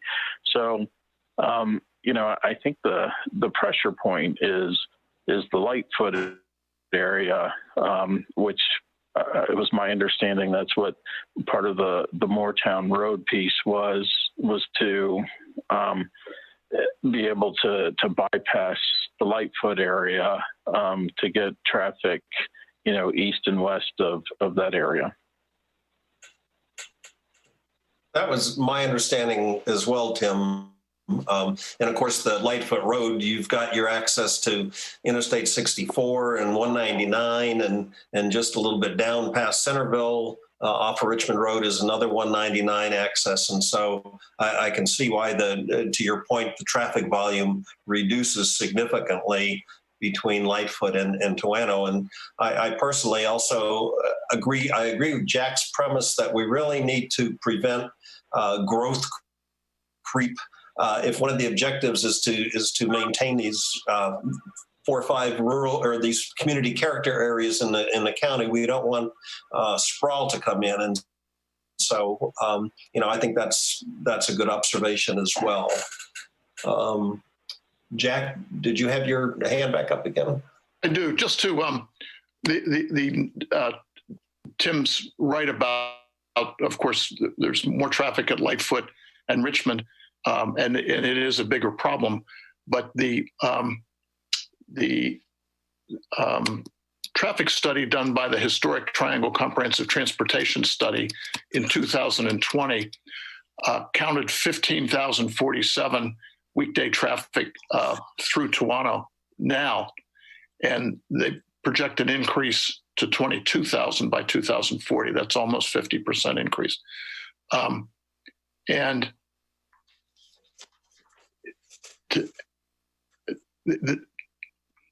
then if you continue to develop out toward Barhamsville interchange and that sort of thing, it could even get worse. And so yes, it's not as bad as Lightfoot, but it's bad enough, and it's infringing on that village character that we're trying to protect in Toano, or at least that's my understanding of what we're trying to do. Frank? Yeah, Tim, just to make sure we're clear, if you go back and look at that same study that I quoted, the Moortown connection, and you look at the Lightfoot and Richmond Road, you'll see it's red without having that road put through there. And so the issue about Lightfoot and Croker and Richmond is we continue to dump more people in there, and they're not necessarily county development. We just need to look at what the pottery and why we don't want 15 in the EO to understand that it's another induced piece, period. So there's nothing we're going to do to solve that Lightfoot problem with the CSX. It's going to be red in 2040. It's going to be red at Croker and Richmond in 2040. And we need to just go back and realize that the current triangle study says the same thing. So why add more? Okay. The ultimate goal, this is a direct quote from the comprehensive plan, page 188. The ultimate goal is to protect the village character of this historic community, meaning Toano. Development should create and maintain a sense of place in Toano. It's Toano has retained a fairly clear visual separation from more recent development along Richmond Road, with visitors enjoying a distinct sense of arrival from both the east and the west. Another quote. And if that's something we're trying to protect, we're going to have some separation with Norge. I think Tim actually made a good point on number 14, maybe being more industrial. If it were properly buffered, maybe that's a better solution than I came up with, but at least it would continue that theme of separating Toano from Norge. All right, thank you. And I guess, I'm sorry, just to throw in there, you know, I guess we need to understand, you know, what the vision or the understanding of Toano is.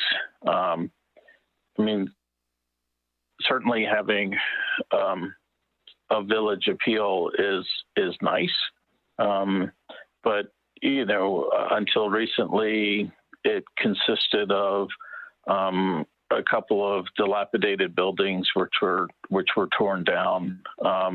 You know, a few office buildings. You know, the Toano Historical Society is in a building that used to be used for commercial uses.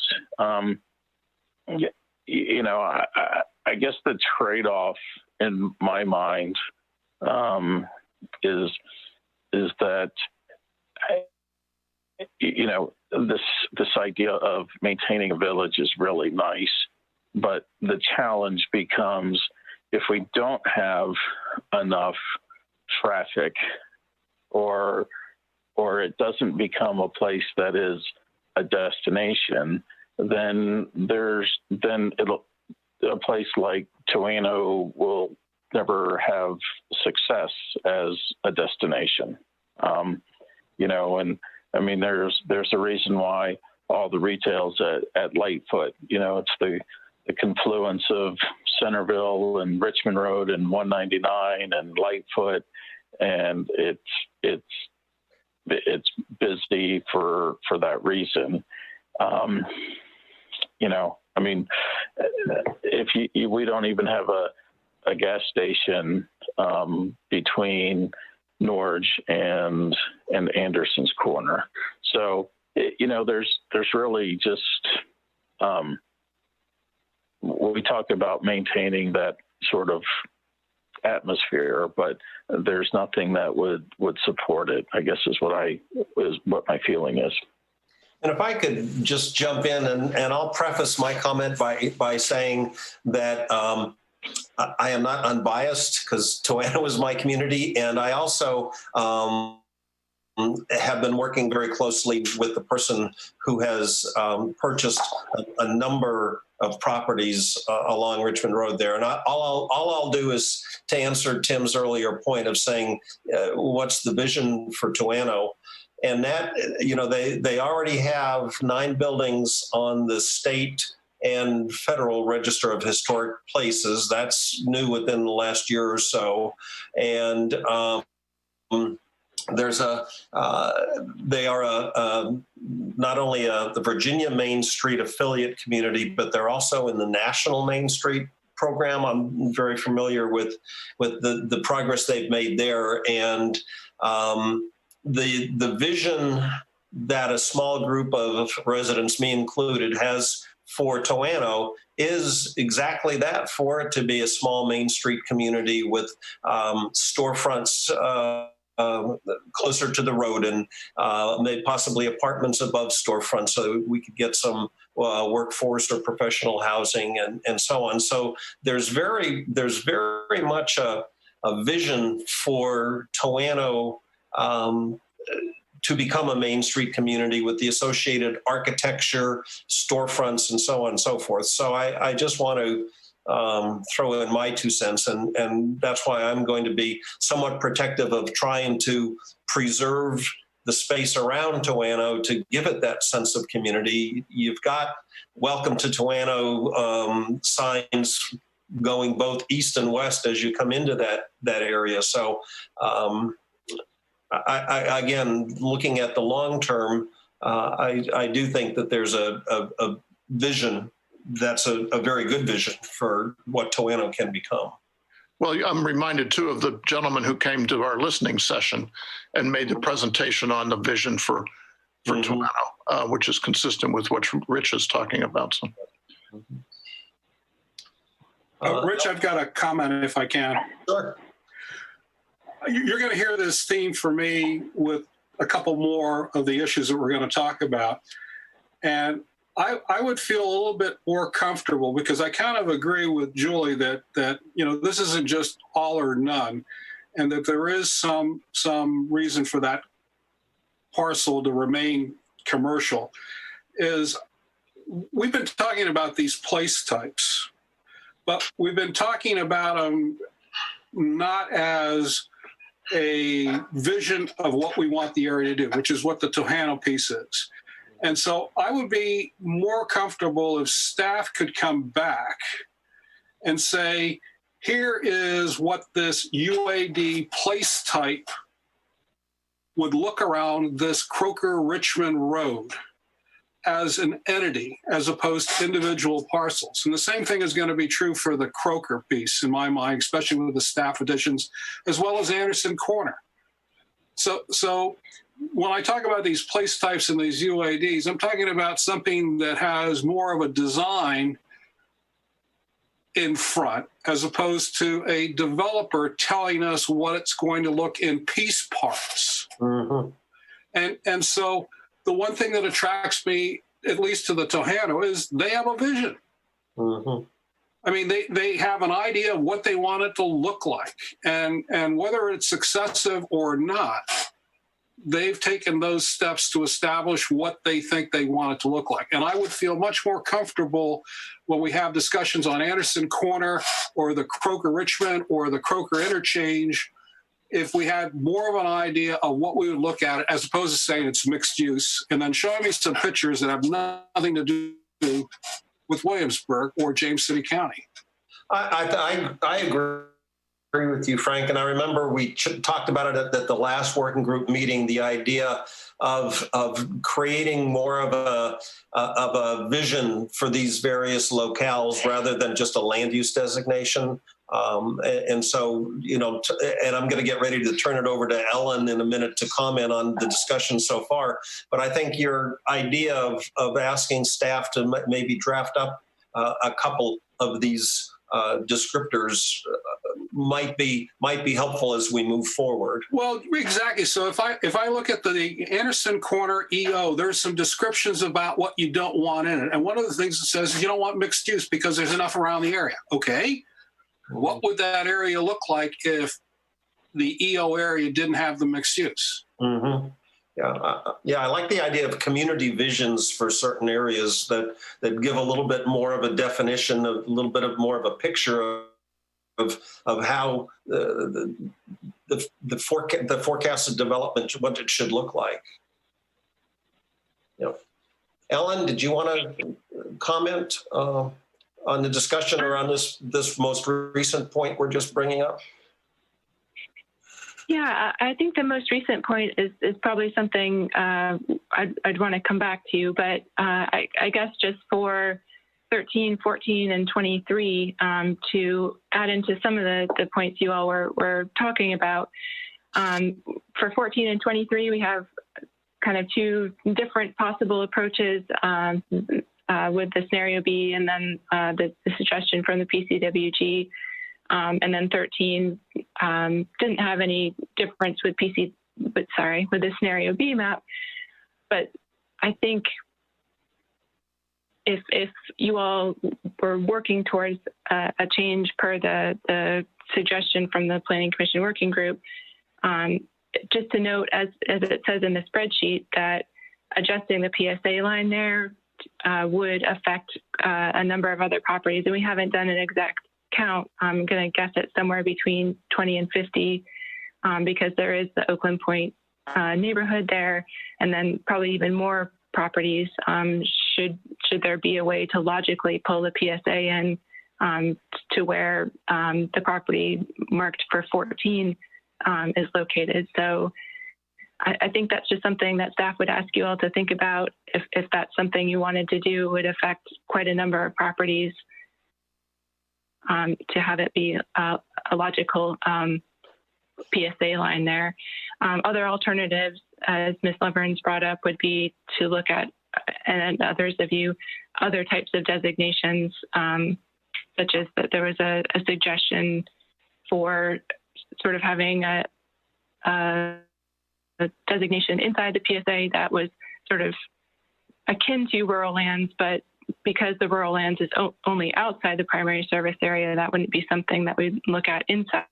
It would be something that was sort of natural resource based or community character based. So again, just hoping that as you all think about this going into the next meeting, depending on what you all, where you want to go, you can give us some guidance on sort of what type of land use you would like to explore with the public in those areas. Thank you. Julie?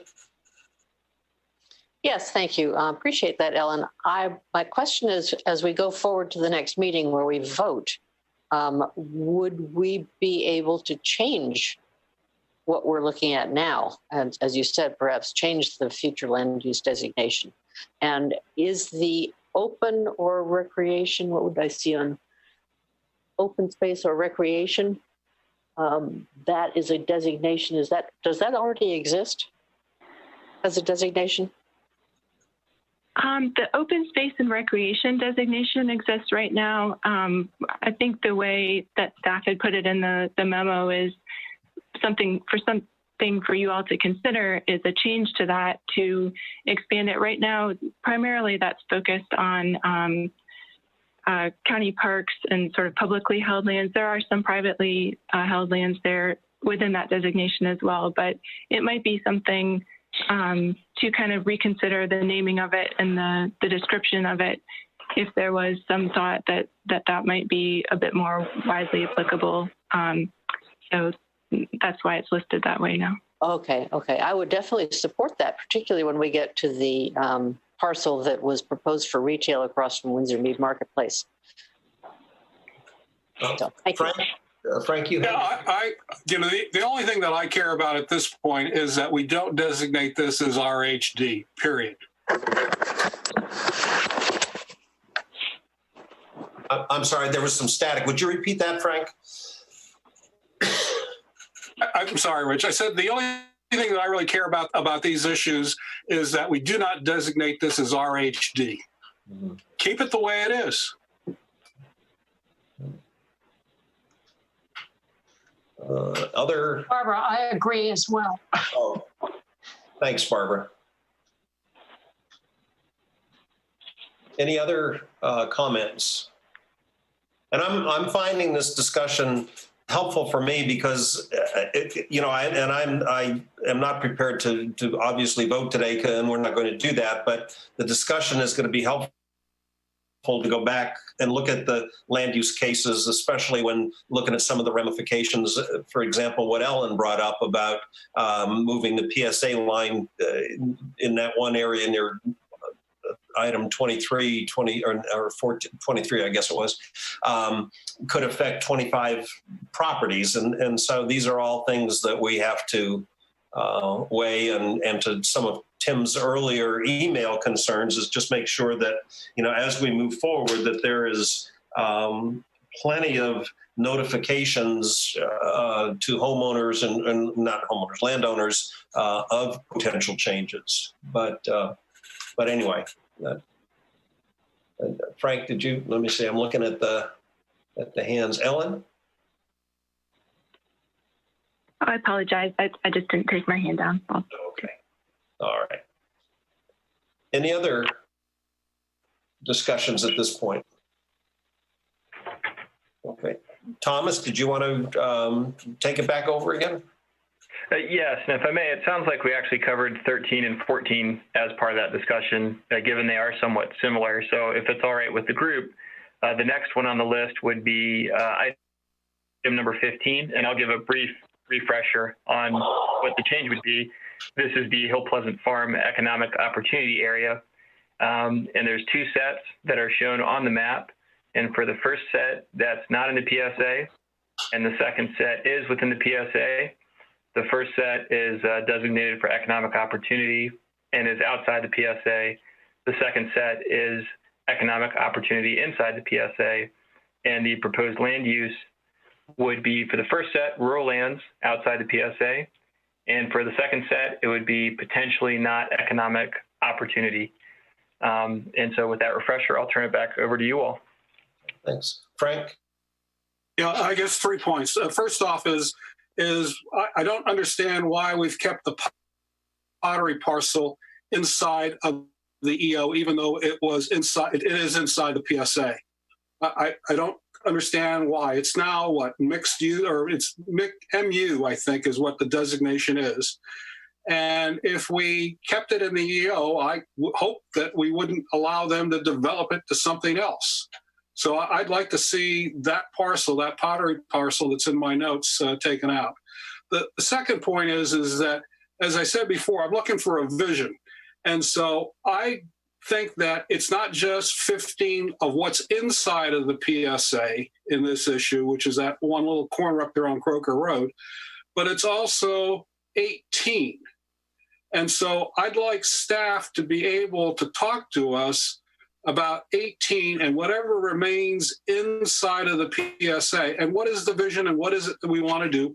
Sort out the land conservancy parcels that are there and talk about what it is we'd like to do as a UAD or as a tax zone, tax-free zone for that area, which we don't even have a map from the EO that shows those areas in our land use map that are tax-free zones, like the Barnesville Hazelwood property as an example, or the Stonehouse commercial.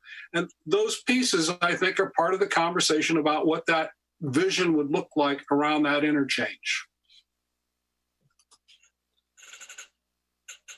Yeah, and I know, talking when EO first came up as a designation, I guess it was last comp plan. One of the reasons the Hunt parcel and those adjoining parcels were favorably viewed for economic opportunity was because of the condition that states that 15% or less of an EO master planned community would be residential units. And the intent was to try, from what I remember anyway, the intent was to try to have a parcel like that where it would not only limit residential growth, but also maybe provide an opportunity to bring in a new revenue stream to, whether it be technology or research or medical or anything like that. And so, and that's why the upper part of 15, the decision was made to keep that as EO outside of the PSA. There was some concern, from what I remember during our discussions, that we didn't want to bring that whole EO parcel into the PSA and make it too attractive for residential development in the long run. But that's a little background on that from my recollections. And Tim, I think you could probably add to that as well. Yeah, thanks, Rich. The other piece that was part of that equation for that parcel was the fact that it was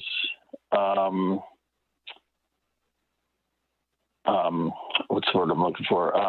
Adjacent to the railroad tracks. So if there was ever an opportunity to have a regional rail system, that was the one place where it would be possible to have that and make it for lack of a better word, a transportation hub. So if folks were commuting to the area, it would be an opportunity to have a work destination there.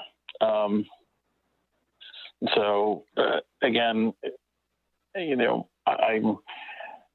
if I recall correctly, there's no opportunity for that parcel to come into the PSA until there is an approved plan and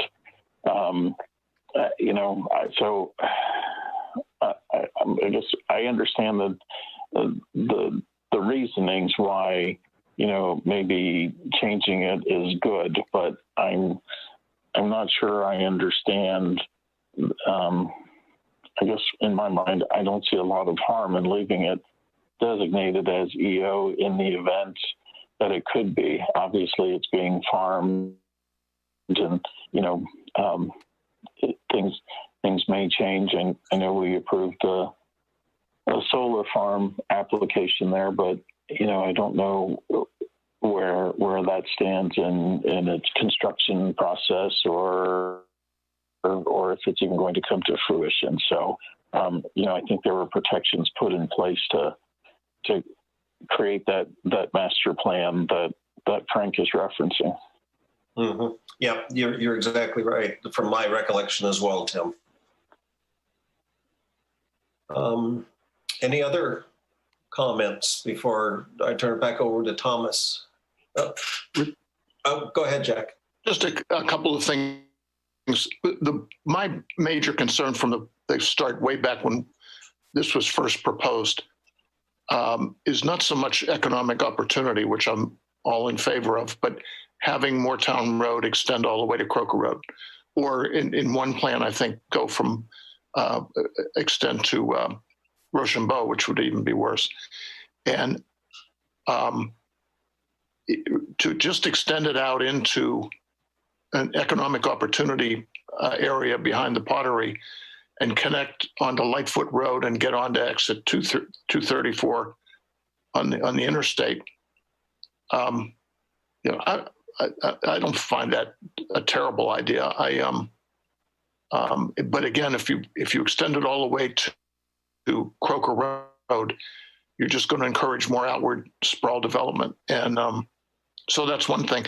The other thing is if we do leave it as economic opportunity with the 15% housing, there should be something into that housing component about affordable housing.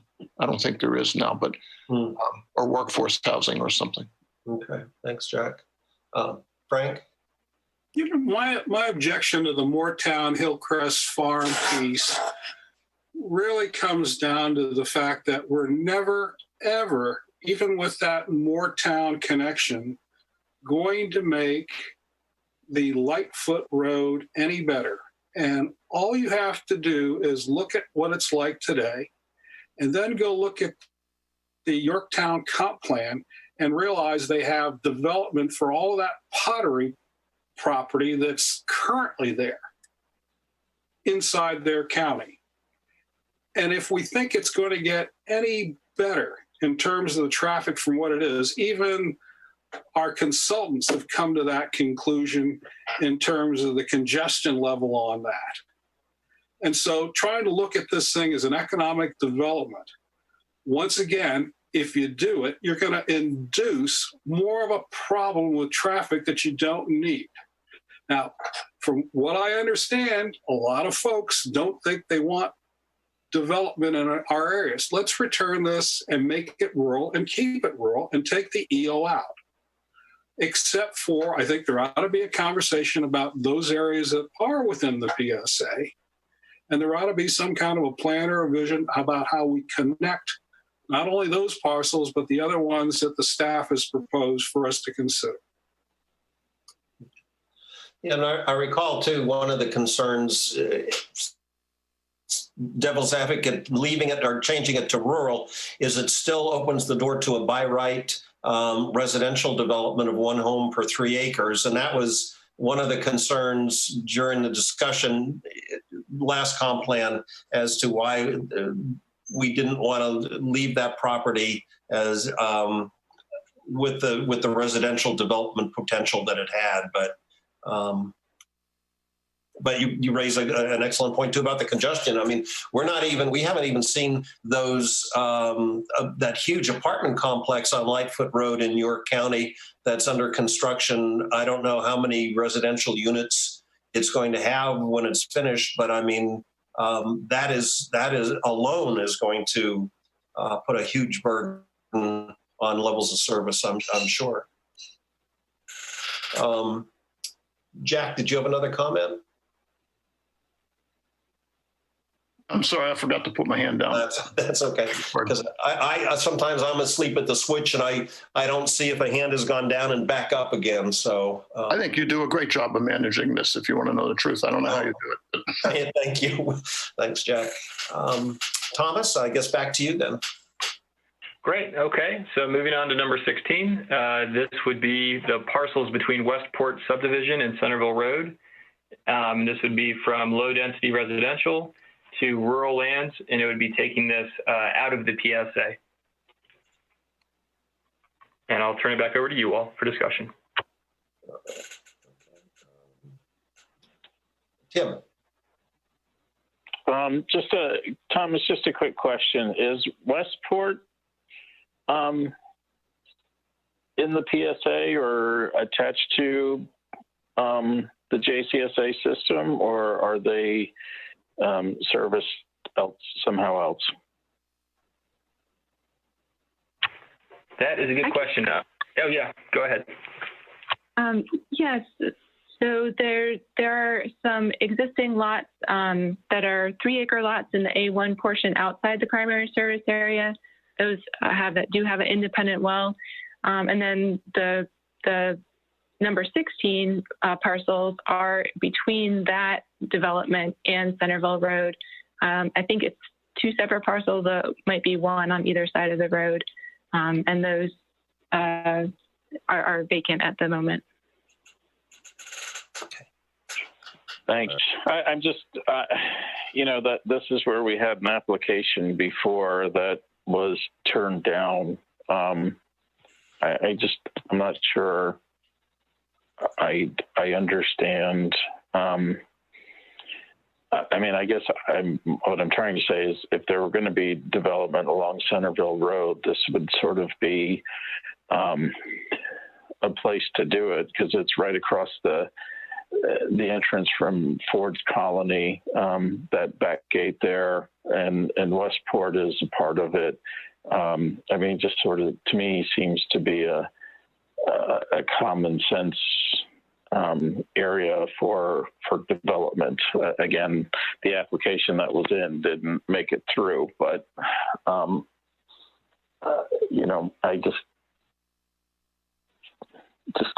there's a place for pressure to build something. I guess what I'm saying is that's the place to be, because the folks in Ford's Colony, as I understand it, were willing to take it into the association, and it was just a good connection piece.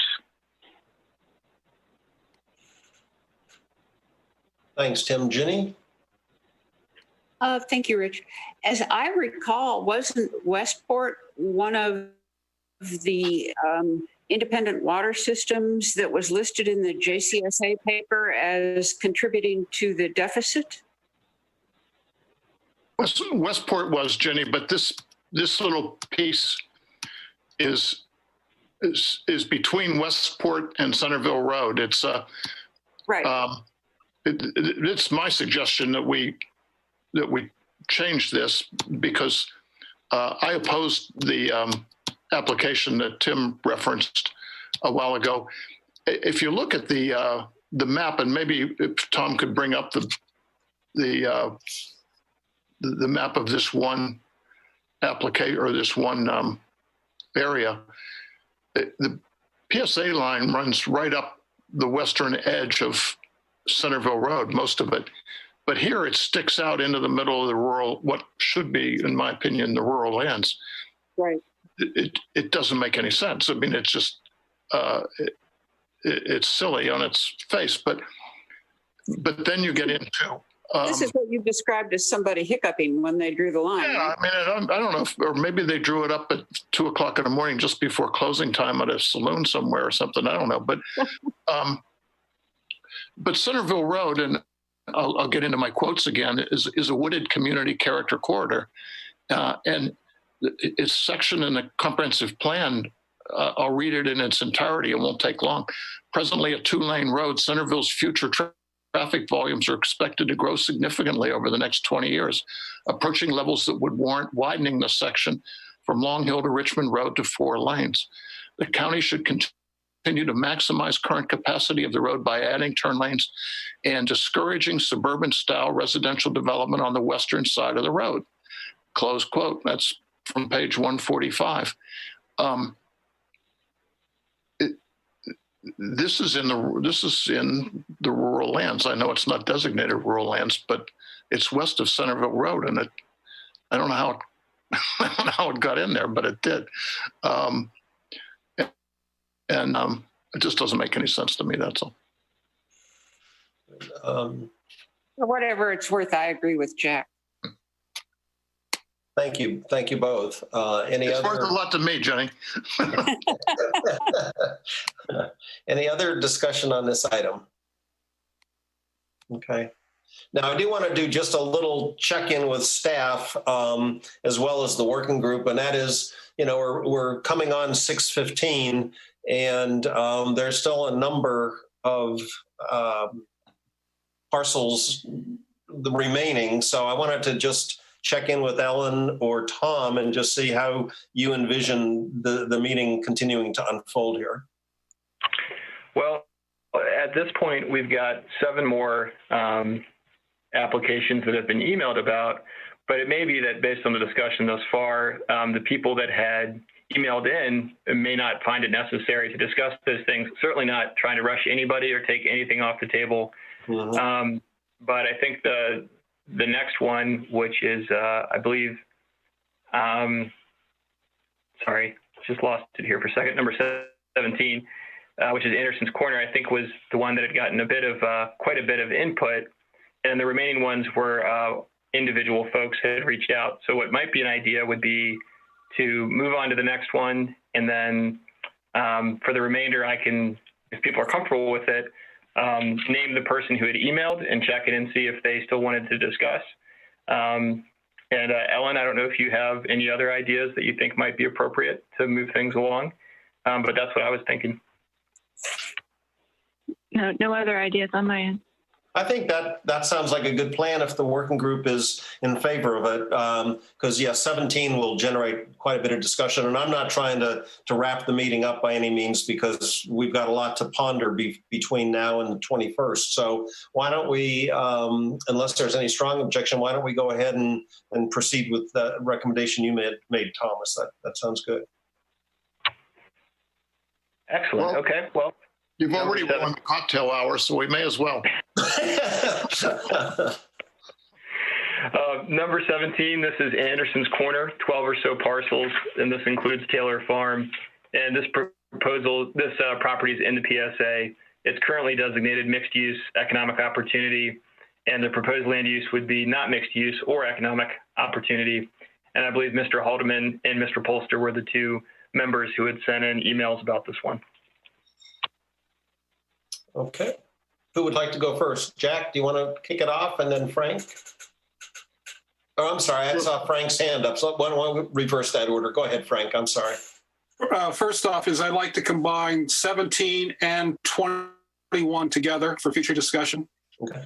And I'm back to the vision piece again, except that one of the things that I really liked about this issue is that when you go to the description of Anderson Corner and the EO, it's very explicit about what it would like to do in that area. And that to me is kind of a vision of what you would like to see that occur in that area. And so I don't want to see that thrown out. But it does say that the reason that they didn't put any emphasis on mixed use within the EO itself is because there was plenty around the surrounding area. And so I would like staff to come back and give us some notion either of language or a vision that includes 21 and 22 plus the issues of Mr. Haldeman. So, one of the things that I raised earlier was there's 2 parcels on Richmond Road, Richmond Road East that are county properties. Well, we're not going to do anything about those open space areas, or the Getty Farm with its scenic route as well in 2 parcels across there, as well as it's a PDR program. So I'm looking for something that's going to look at those parcels that we're talking about and come back either with a suggestion or some language that puts it into some context of what it could look like. Whatever that UAD is going to look like. How about that? Thank you. Thank you. Ellen? Thank you. First, I guess I just wanted to clarify something on the map itself. The base map that is on the screen and that the numbers are shown is the actual adopted comprehensive plan map. And I would just want to point out that after the last update, the Taylor Farm application had been deferred, and it was actually voted on after the map was printed. So the parcel between 17 and 21 on the west side is not shown as the EO area, but that is actually designated economic opportunity now. And when we do more specific vicinity maps for you all, we'll show that per the adopted land use designation. I just wanted to make sure that you all were aware of that. Currently, it shows it as low density residential and rural lands, but after the last comp plan update, it got changed, as I mentioned a minute ago. And then another point of clarification, I guess, too, just to make sure everyone's aware, for each economic opportunity designated area and each mixed use area, there is some vision language. I know it may not be where you all are hoping this could go, but if you look in the land use designation descriptions portion of the packet, right now it's just the existing language rather than updated language, but to see what's been written in the past for each of those areas, you can reference that material. So that was it. Thank you. Thanks, Ellen. And just a little background again from my recollection, the Taylor economic, that area and the acreage involved in that economic opportunity designation, one of the hopes was that this came on the heels of the Rural Economic Development Committee, the Red Sea Initiative.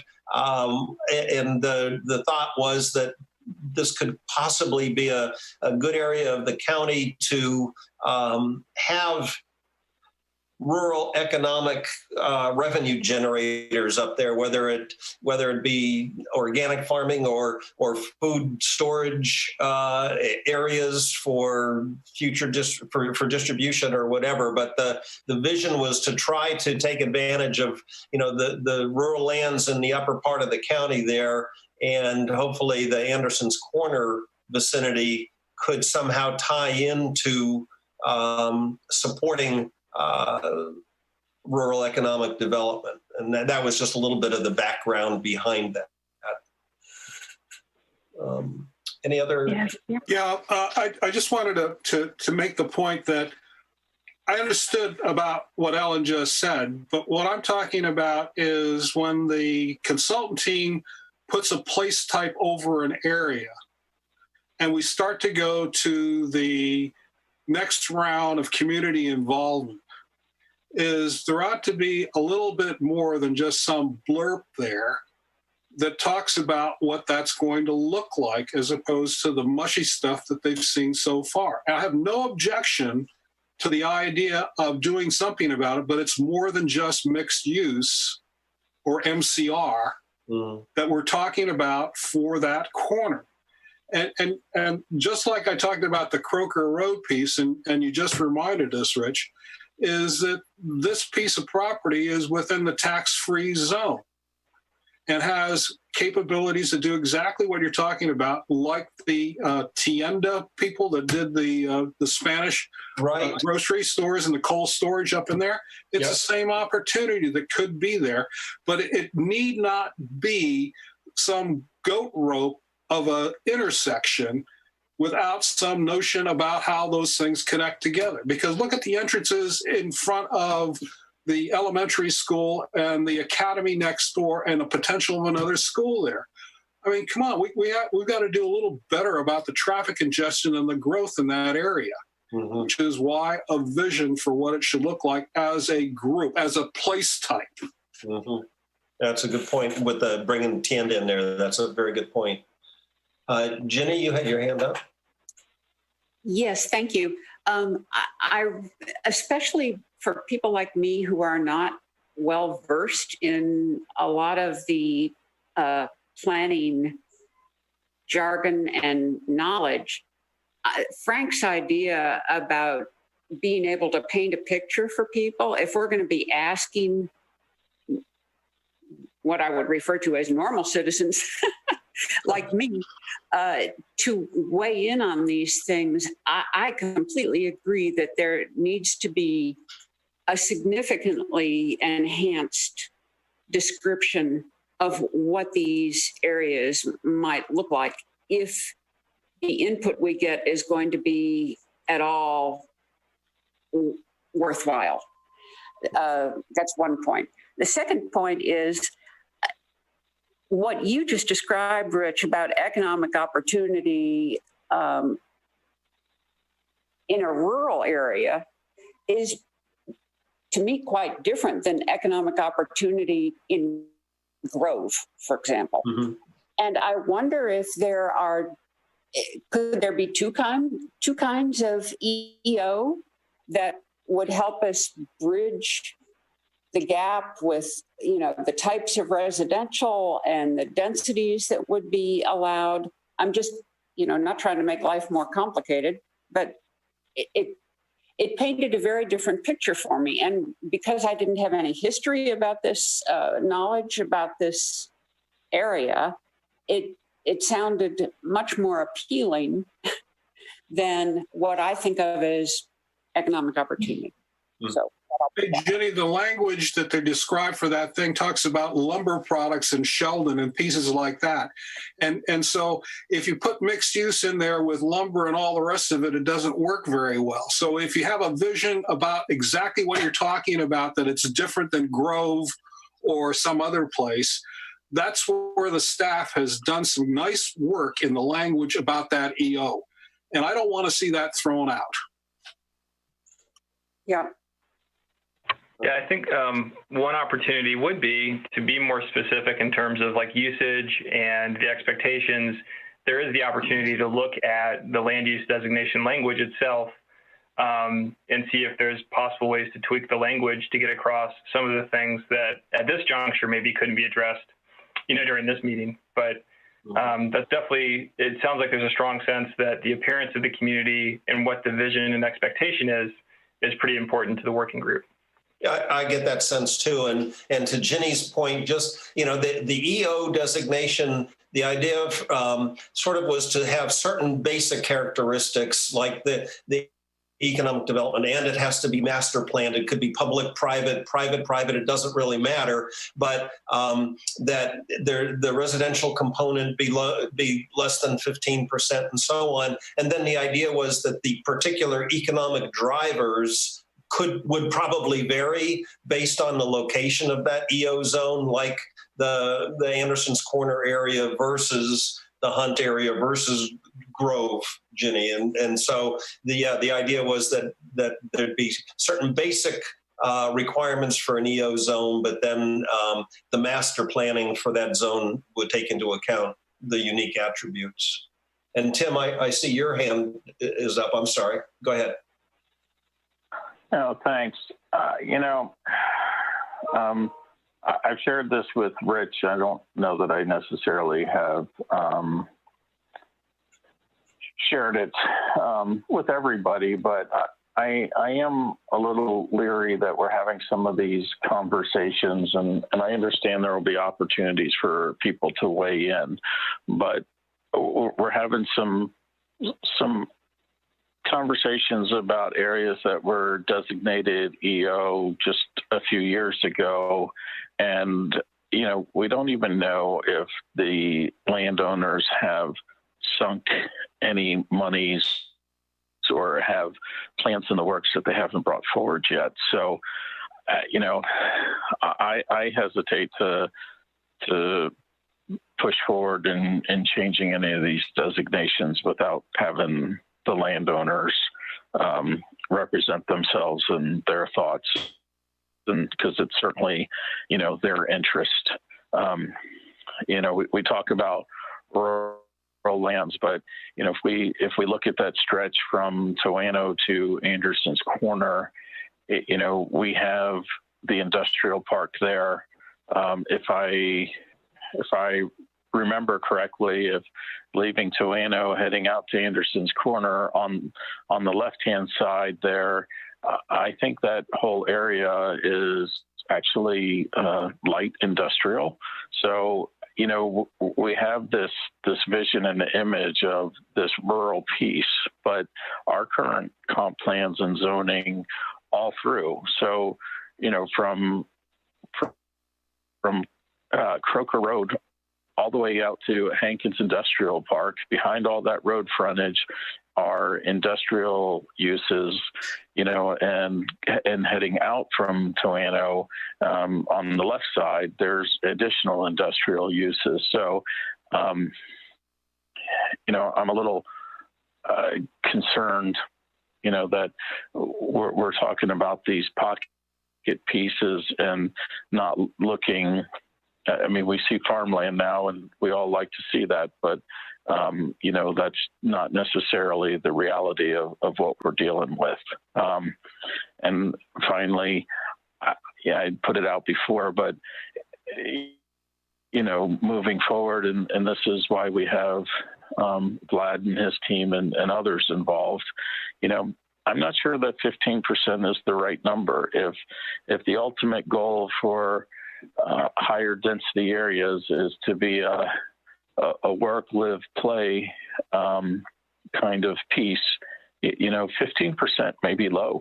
So I don't profess to have the answers, but I've got a lot more questions and some concerns about some of these discussions just without the owner's involvement. Thanks, Tim.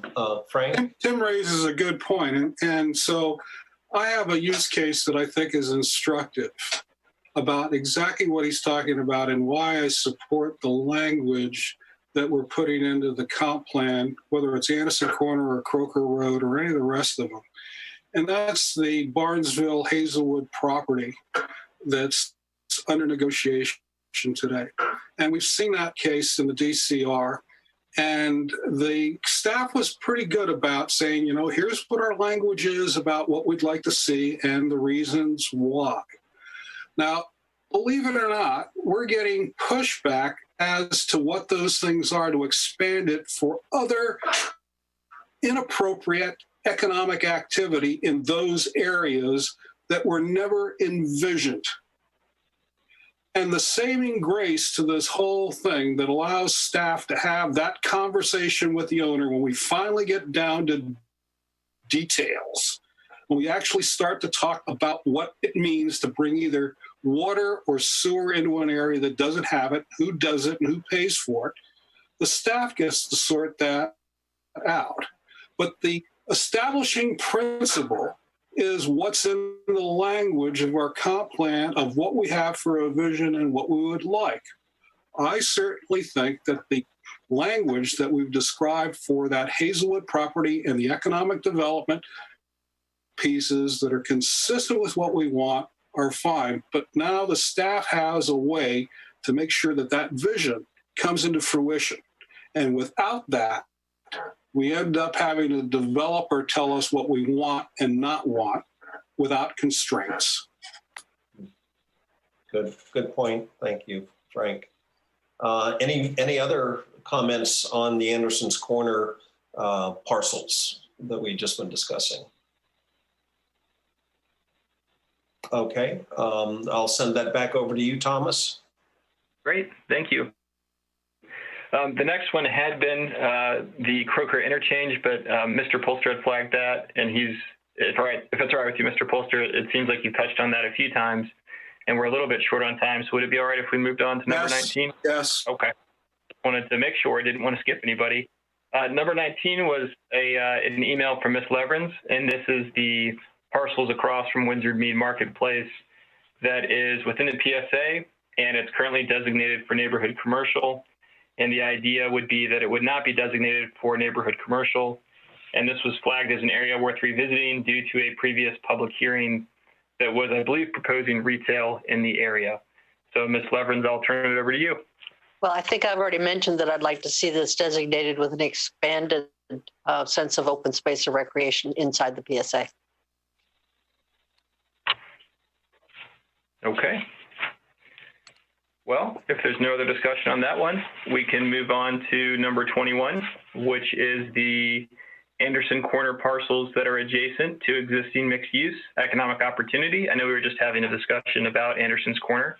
Ms. Leverins, you had also flagged this one as one that you wanted to discuss, but I didn't know if we had touched on this enough to keep going, but I'll turn it back over to you. My only concern was we discuss all of these parcels together, so we're done. Yeah. Gotcha. Very good. And you are actually also the person on the next one, so I'm not trying to pick on you, but that's number 22. And this was the scenario B difference for the parcels adjacent to Colonial Heritage on Richmond Road. And you had emailed staff about this. And just for a little refresher for the group, this is within the PSA. It is currently designated for community commercial, and the proposed land use was mixed use.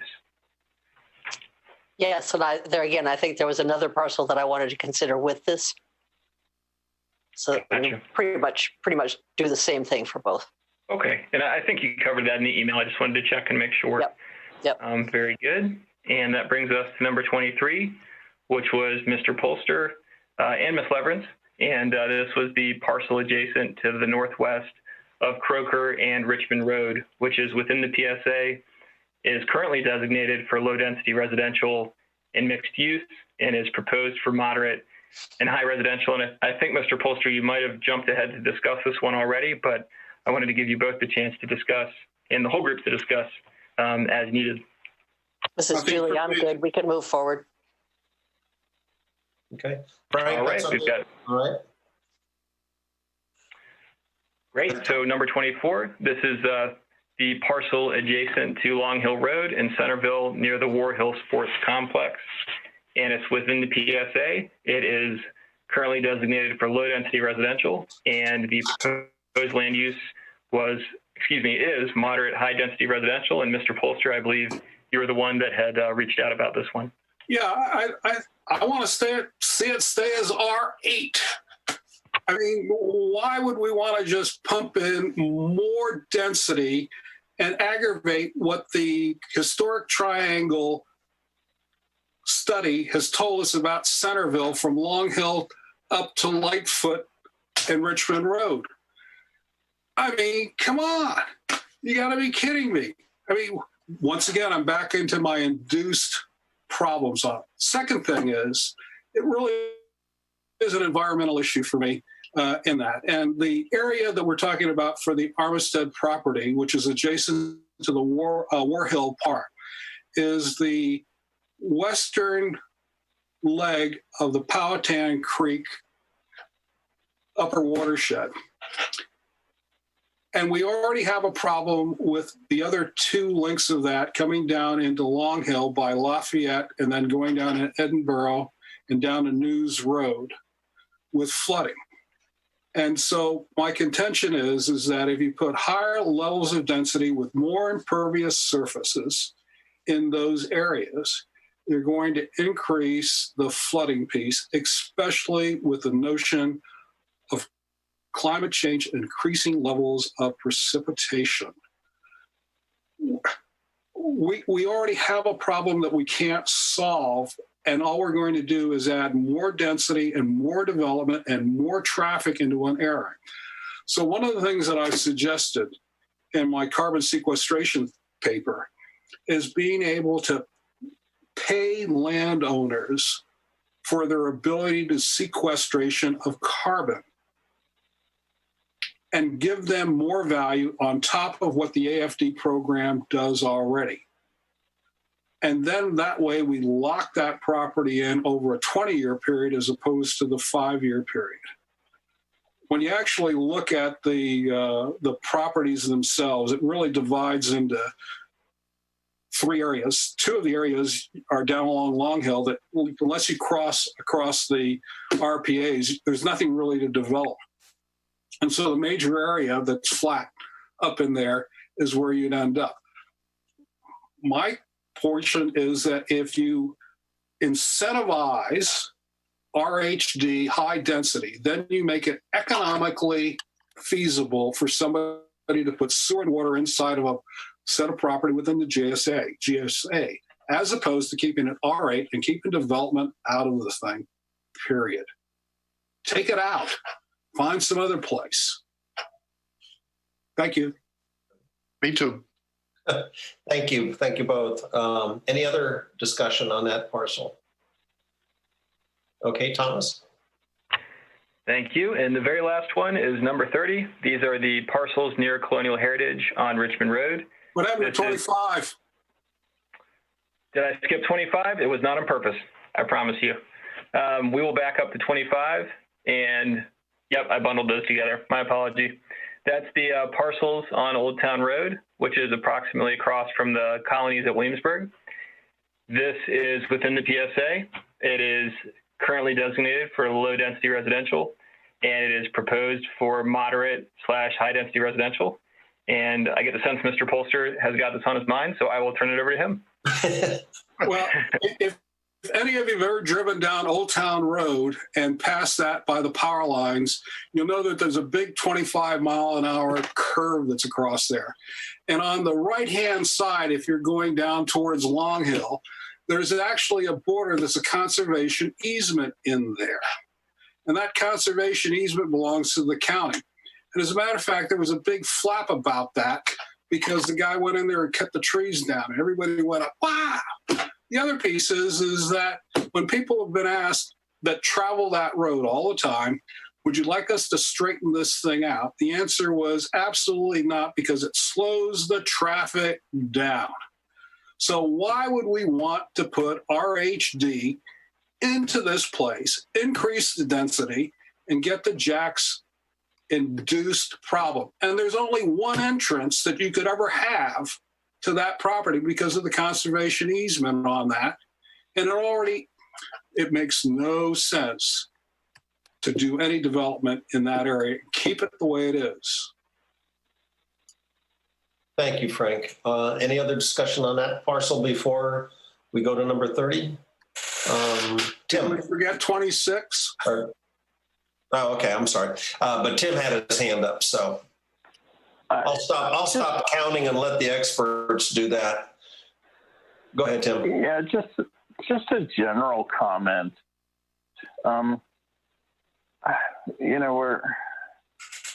We've gone through all these exercises and all these machinations, and Vlad's not weighed in. So I am just curious. We're talking about doing these things inside the PSA in order to accommodate what the vision is for all these responses that we've gotten, and that's scenario B. And so I guess I'm having a hard time reconciling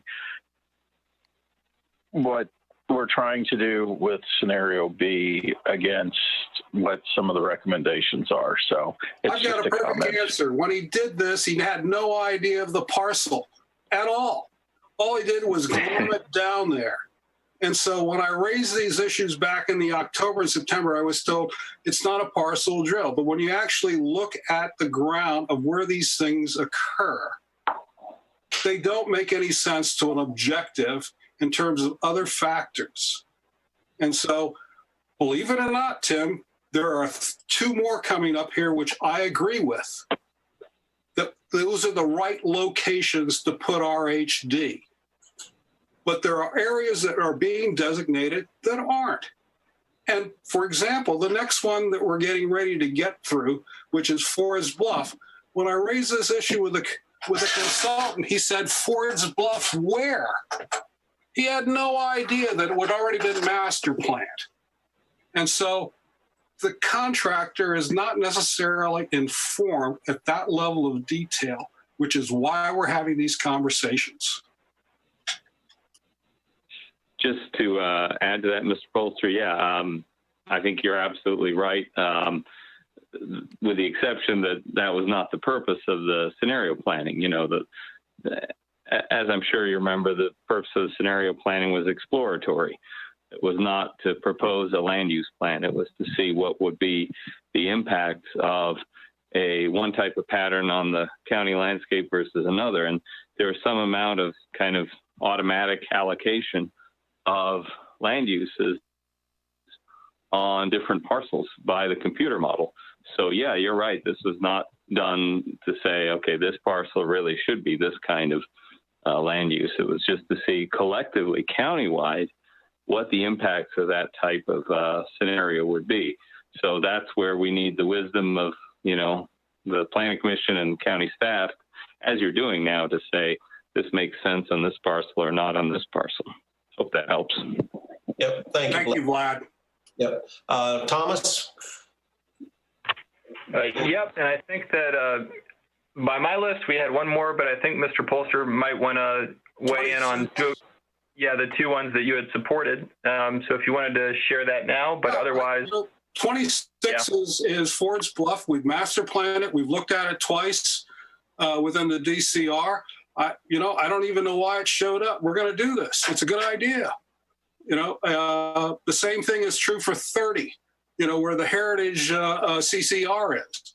Once again, I don't even know why it's even being considered for. But I would like to get to the ones that I actually like, that I think meet the goals, which is 27. If we can go to that. Sure. I love this place. It's already, half of it is already zoned RHD. There's another neighborhood that's across there that's RHD. It's across from a WADA place, 2 as a matter of fact. It's a rec center that has a child care in it.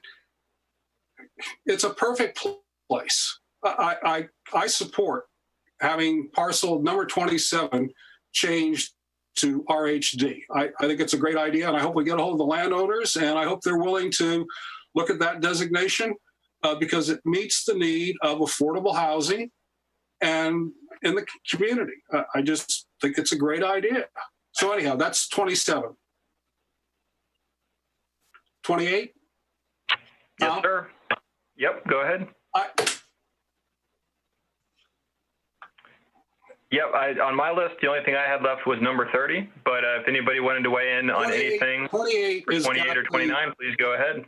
Yeah, 28 has got the vineyard with the conservation easement, so I don't know what we're trying to do to put something on there that, matter of fact, they're going to sell their property.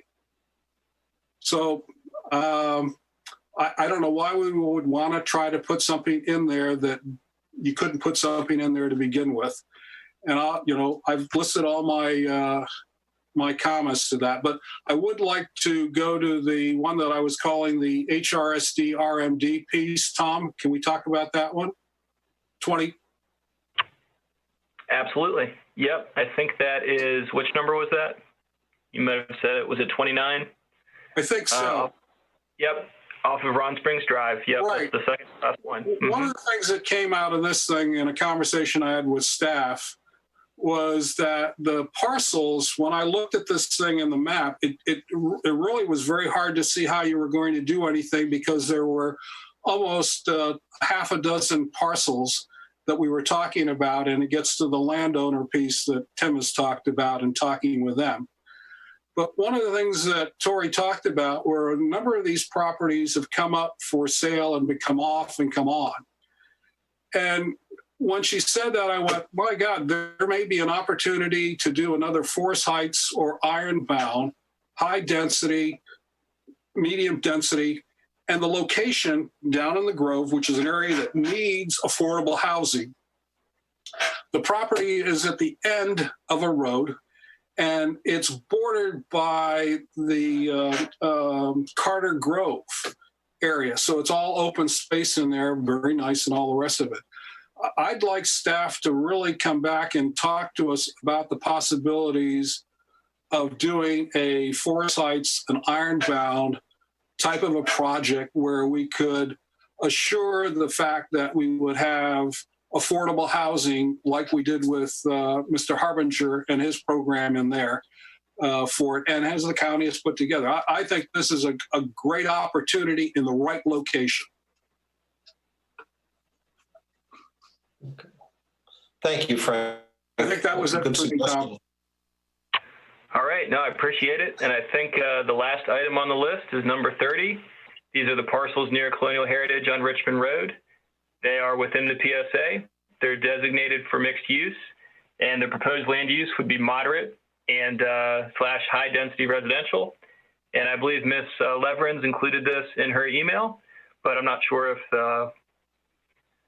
she still wanted to discuss it. So I'll turn it back over to you all. Hey, Julie, if you wanted to say anything on that one. Sure. Well, this is a question about whether we would want to do the same thing in 22 and 30, or whether they really should be considered separately. No, that was my only question. Okay. Thank you. And then, so what we're going to do on the 21st, and Ellen and Tom, please jump in if I'm not summarizing this correctly, but one of the votes is going to be of these additional pieces, which ones the working group want to adopt to move forward with the associated staff research and so on and so forth, and which ones there might not be support to move forward on. So that'll be a big part of the meeting on the 21st. And Ellen, do you agree on that? Yes, exactly as you said. It's just looking for which ones you want to continue to explore, or which ones you all might be ready to drop from consideration now. But it doesn't necessarily lead to an approval or denial. It's just asking for whether you'd like to continue to explore them or not. Okay. All right. Thank you. Any other comments? I have one item towards the end of the meeting I want to very briefly bring up, but while we're on today's meeting and getting ready for the 21st of December, any other discussion or comments at this point? My thanks to Tom. What a saint. Yeah, he did an amazing job working through all this and putting up with all your shenanigans, Frank. So, hats off to Tom. But everybody did a great job. We have some, the working group questions that came up for me there were some great ones that, I need to go back to to review the pieces again, and staff, of course, a lot of work goes into this. So thank you all very much. And one of the items I wanted to bring up before we adjourn is the Planning Commission meeting scheduled for January the 6th. That's going to be somewhat of a high interest item. It's going to be a master plan amendment for colonial heritage that is also involving Deer Lake. And I'm proposing that the Planning Commission for that meeting, that we actually get together socially distant in building F. And I know that not everybody can, and we do have provisions for people to, for folks to call in. But I wanted to get any discussion on that because we have advertising deadlines and so on that we have to take into account. Rich, I'm comfortable in coming in person if that helps. Okay, thank you. And as am I. And I know Julie. Barbara also. Barbara, okay, thank you. And Julie, you may not be, but we can arrange for audio or audio-video feed, depending on what the capabilities are. It'd be interesting to explore the possibility of whether we could put a Zoom meeting up on the screen and people see you, but I'll leave that to Chris and the technical wizards as to whether that's feasible. Well, I appreciate that, Rich. When I was the representative to the Planning Commission, I gave my little speech, and Chris did put my video up while I was talking. Okay. The board frequently has 4 members present and 1 from home, and I think that person has both audio and visual. So I'm pretty sure Chris can work something out. All right. Well, why don't we plan to do that then for the January 6th Planning Commission meeting? We will plan to meet in Building F, and because I do think there might be a lot of interest in this particular case that's coming up. So thank you all for your feedback. Are there any other discussion items? All right, if not, may I have a motion to adjourn to the December 21st PC Working Group meeting at 4 p.m.? Haldeman moves. Thank you. All those in favor, please say aye. Aye. Any opposed? Thank you all. Very productive.